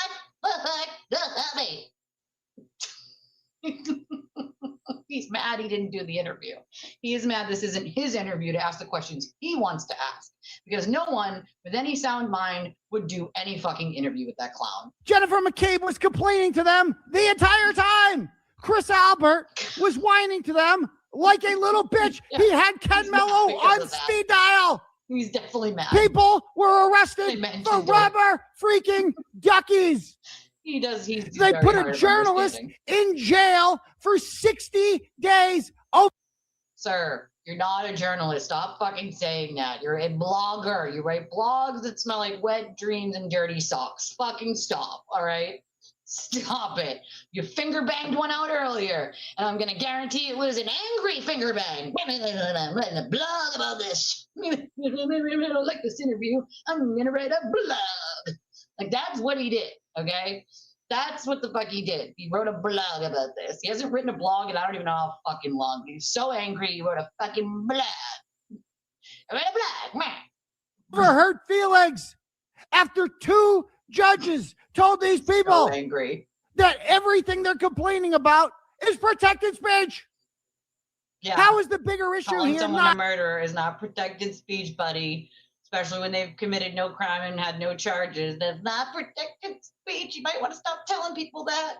When people start getting arrested for doing the same dumbass shit you did, they're going to thank you for that. And if they sue you, I'm going to fucking laugh. The fact that these people felt motivated to go down and protest the fact that these people were all involved in the cover-up of a freaking murder of a police officer. How do they not understand this? What is not getting through to them? How is she not asking him these questions? Instead of it getting to the point that they can't go to grocery stores. Well, and that was a question I was going to ask you. So maybe we can transition to that a little bit, because I do think, you know. Now's your chance to ask a question about that, such as, do you think you're going a little bit too far with the witness intimidation statute because you're protesting, because you're charging people with witness intimidation for rubber duckies? Do you think that's a little bit much? Don't you think that's going a little bit too far, maybe? No. And why?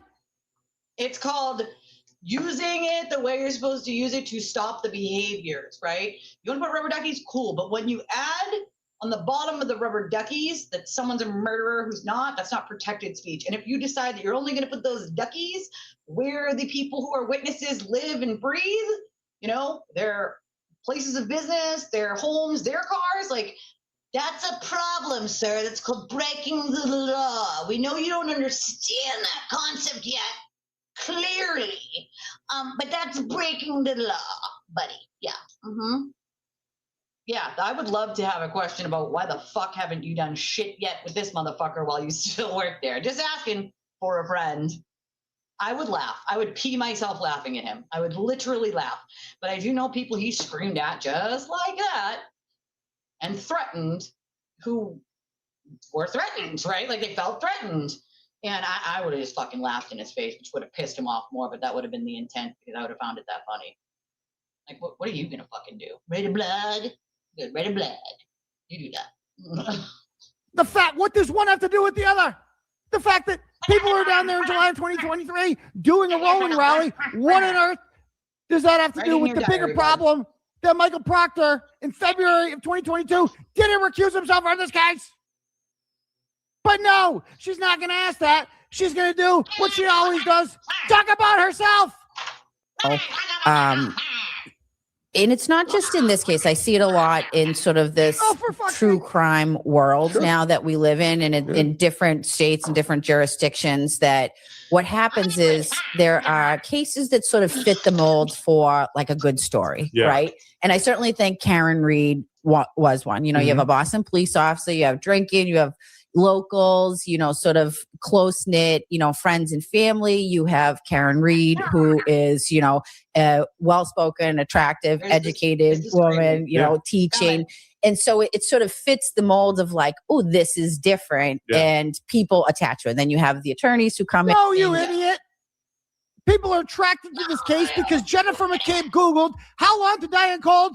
Just let's be clear that Google again has not only did Richard Green get on the stand in the very first trial and apologize to the entire court in front of the entire world, okay, about saying that Google search happened at 2:27 and not after 6 after they found John, right? But then it was further than debunked and not used in the second trial because it had already been debunked and Richard Green could not get on the stand and say, that it was 227 because he had already apologized in the first trial and said, I did not know that the update to Celebrite was going to tell me that it wasn't for that timestamp is not for a Google search. That timestamp was for when you open or close or move a tab, not a Google search itself.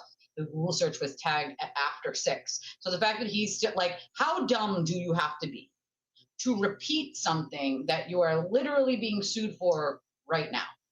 Like how actually stupid do you have to be? What does he do? Repeat the same nonsense that not only was debunked, but the guy got on the stand and apologized for any angst that it caused. That is literally what he talked about. I am sorry for any aggravation that I had caused with that, and Celebrate got up there and explained exactly why he could have made that mistake, right? And why they came up with an update after that to make sure people don't make that mistake again, right?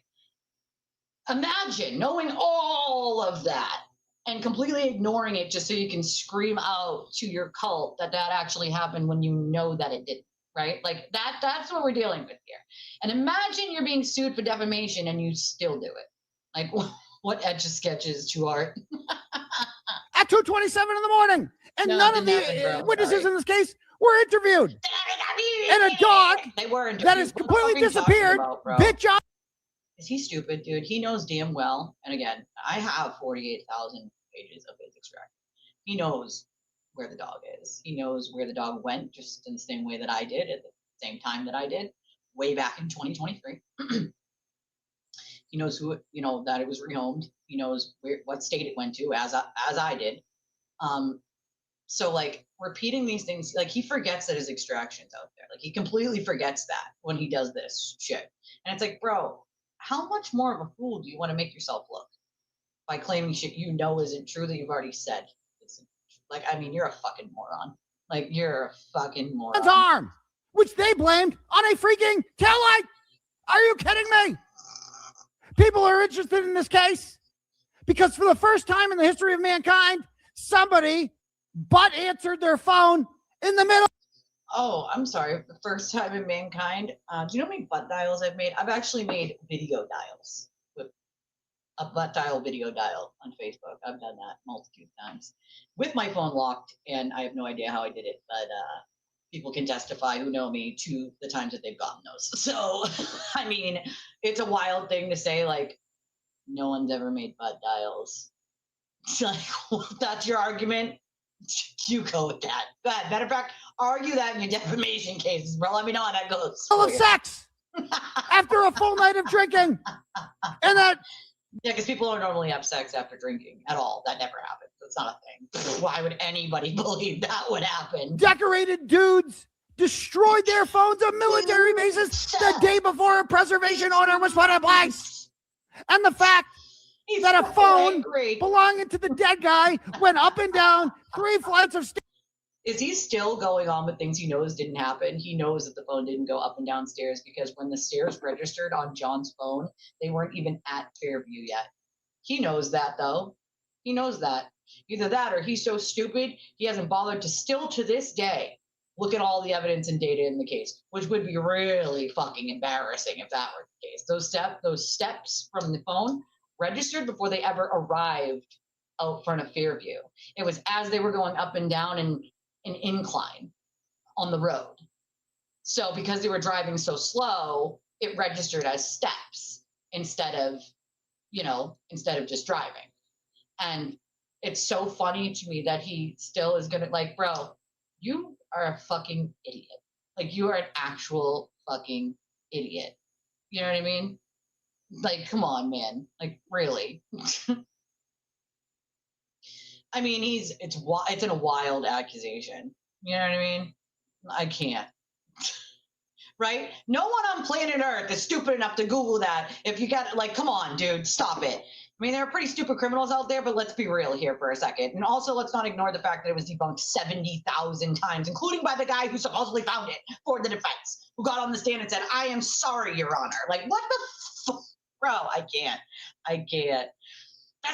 The steps registered before they ever got outside of Fairview. So exactly where was he doing steps? In the car, Aiden? He was in a Stairmaster in the car, buddy. Like, you fucking clown, dude. I can't. Stairs right around the time that they arrived, and Karen Reed doesn't have any stairs in her car. And the fact that 3 people in a car behind them did not see John O'Keefe in the car, which means he could only be in the house. He could only be in the house if someone didn't see him in the car. What, bro? That level of like gymnastics, like he can only be in the place that I want him to be if someone didn't see him there. What? What, dude? What? And the fact that none of these people were questioned, none of these people were. They were all questioned. Let's make that abundantly clear. Also, that's documented. It's, you know, all the documents are there. They were questioned. The cops went in that morning and talked to them in the house, nonetheless. So, like, why does he keep saying none of them were questioned? They were all questioned. What the fuck is he talking about? Like, treated as suspects. That is what makes this. They didn't need to be treated as suspects. There was somebody outside screaming about hitting someone with a vehicle, sir. They wouldn't be treating other people as suspects who were asleep. An interesting story, not the fact that Karen Reed is physically attractive. What are you talking about? And, you know, we have Alan Jackson, who is, you know, Harvey Weinstein, Kevin Spacey. So it brings sort of a different element to it. What I found is that the public in these types of cases tends to pick a side and then stays with that side no matter what. Right. And what happens is if they pick the side of, you know, the defendant, say in this instance for Karen Reed, the people involved in the case become really like public enemy number one. That it's heroes and villains. And because I think you did something. First of all, what is the question?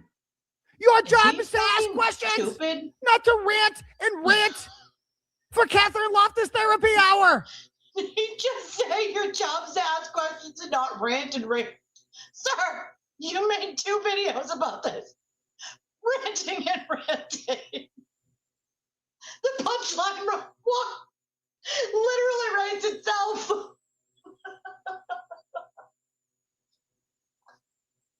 That lack of self-awareness is fucking amazing. Oh my God. Even Greg Connor is looking at her like, when is this bitch going to shut her pie hole? Sir, he went there for an interview to talk to her. You fucking idiot. I mean, the lack of self-awareness is wild. Sir, you made 2 videos about somebody else's interview screaming and yelling and ranting, and you're talking about anybody else ranting. I don't hear anybody else ranting but you, bud. Come on, stop it. What is she talking about? Why is she still talking? When is she going to ask me a question? Why did she invite me here? Other than to talk about her. Nobody's going to invite you anywhere willingly unless they're, you know, fearful if they don't. So stop. Herself. Please. And that I don't like, I'm allowed to do and say anything to you that I think is, you know, that I want, basically. And I have a lot of concern about the fact that some of these witnesses, you know, went for restraining orders, harassment orders, tried to sort of ask for help. And many of them have reported that they felt like they were not supported by the DA's office. How do we, how do you balance the, because you don't want to be seen as, you know, part and parcel with witnesses. You're not, you know, you still have to have a sort of line of demarcation between like, I'm the DA and you're the witness and here's the line. He doesn't but understand how do the we question, protect guys. people from this? Because it seems to me like what is the question? The law certainly hasn't caught up. The law, she loves it. She loves any word that ends in the letter A, because then she can throw an R at the end of it where it doesn't belong. Is To he remind unaware of you where we live? that she's from Dorchester. Is he That not I'm from aware of Boston where we and live? I'm authentic, unlike you. And I have no card. Is he not aware of where we're from? We're from Boston. We're from Massachusetts. We have a weird accent. Like a weird one.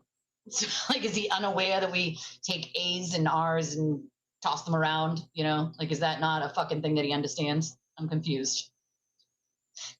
Like, I'm sorry, Mr. Hamster. say sorry to the Mr. Hamster for me. I'm sorry to Mr. Hamster. We apologize. There's a raving lunatic out. You know, somebody's got to do something about that raving lunatic. It's only like another minute and 20 seconds of him raging the fuck out. Yeah, believe me, I'm not, you know, again, the system itself is fucking broken, and Norfolk DA's office is a fucking mess, in my opinion. All right. Not and other counties too that need some fucking cleaning up. But let's be honest, dude, them being too afraid to do their own job is part of the problem. That's part of the problem. Them being too afraid to deal with the blowback of the fucking turtle riders and do their own goddamn job is part of the fucking problem. You know what I mean? The hypocrisy is fucking amazing anyway.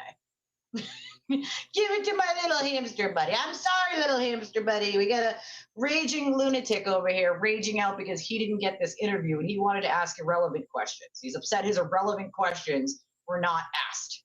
Okay? He's very upset about it. He doesn't understand her question either because he's an illiterate idiot. With no notes on them. And C's and D's get degrees, he said, okay? That's why he doesn't understand, because C's and D's get degrees. Certainly no questions on them, because all I'm doing is ranting and speaking endlessly up here under the fake umbrella that this is some sort of question. How about we ask him, why are you doing this? Why are you charging people with witness intimidation when you've never done this before? Oh my God, you know what I love? That he's making it about him. Catherine, you're making this about you. As he goes on a rant to make it about himself. Can you ask him why he's charging me and if he would drop those charges, please, ma'am? I would like to not go to jail for 90 years and be taken for my children. Could you please ask him to drop the charges? Bro. You're making it about you again, and you're doing that thing again where you make everything about you and then try to project that on other people. If this kind of behavior can, Yeah, I'd agree with you on that. you know, what do we do? When people go in for restraining orders and you're like, wait a second, what more do you have to show? And Right. you know, and that's not the DA's office. That's a judge, not That's the judge, right? So now you have Chubby Magoo over here calling out a judge. Maybe you should tell the witnesses, if they don't want people to accuse them of murder, don't act suspicious. Sir, everything you do is suspicious. Like, are we for real? Is he for real? Okay, we need to, I'm sorry, but we're going to need to make a bumper. I'm writing this down so I don't forget. That says don't act suspicious, okay? Don't act suspicious! Everything that motherfucker does is suspicious! So... Or maybe tell your officers to treat them as potential suspects. Do what I said I want you to do, otherwise I rage the fuck out. I have a turtle Tanty because you didn't do what I think you should have done because I'm a trained police officer all of a sudden. Do an actual investigation. I'm also a doctor, trained police officer, judge, jury, and executioner. Sir, And then take me seriously. people won't think that they're involved in covering up a murder. Murder? Murdered who? I've known him for 2 fucking weeks. You wouldn't do that. And maybe tell them that if a judge is saying that what has happened to you isn't harassment, then you're out. If it says it's not harassment, it means I can just keep harassing you further. Out of luck. That's what I heard the judge say. Stop being shady, and people will stop treating you like you are a shady person. Sir, you are shade ball of the fucking century. You want to talk about anybody else being shady? I mean, Bohemian. Bohemian. Dude, you are shade master, and you have the audacity to talk about what you think is. Nobody gives a fuck what you think is shady, dude. Come on, stop it for the nonsense. Cannot with this No woman. worries, I Rose. can't. I can't either. Your turtle tanties are getting a little out of control there, bud. You're going to need to take it down a notch, take a couple volumes. Don't have a coronary, okay? Maybe take a couple aspirin, you know. Don't fucking stroke out. Don't stroke out during turtle Tanty syndrome. You know, you might end up in medical again, in prison. You know. All right, I'm gonna wrap this up because I'm hungry. I need to figure out what I'm doing down here. Here. I love your stinking faces. I hope everybody has a fantastic Saturday. We will be back Sunday. Make sure on your way out, though, that you smash the like button. Make sure you subscribe if you're not already subscribed. If you can donate to the channel, that's super helpful. Even if you're on the replay, we just read it next time we're on. That's always helpful to the channel. We're just a small channel trying to grow, and we definitely need that help to be able to do that. So I love y'all. You never know when I pop in or decide to do a surprise show. I'm going to be messing around with some times and some days and some things and reworking some things. So just keep an eyeball out. Don't have a turtle Tanty. And everybody have an amazing Friday night. Love y'all. Bye.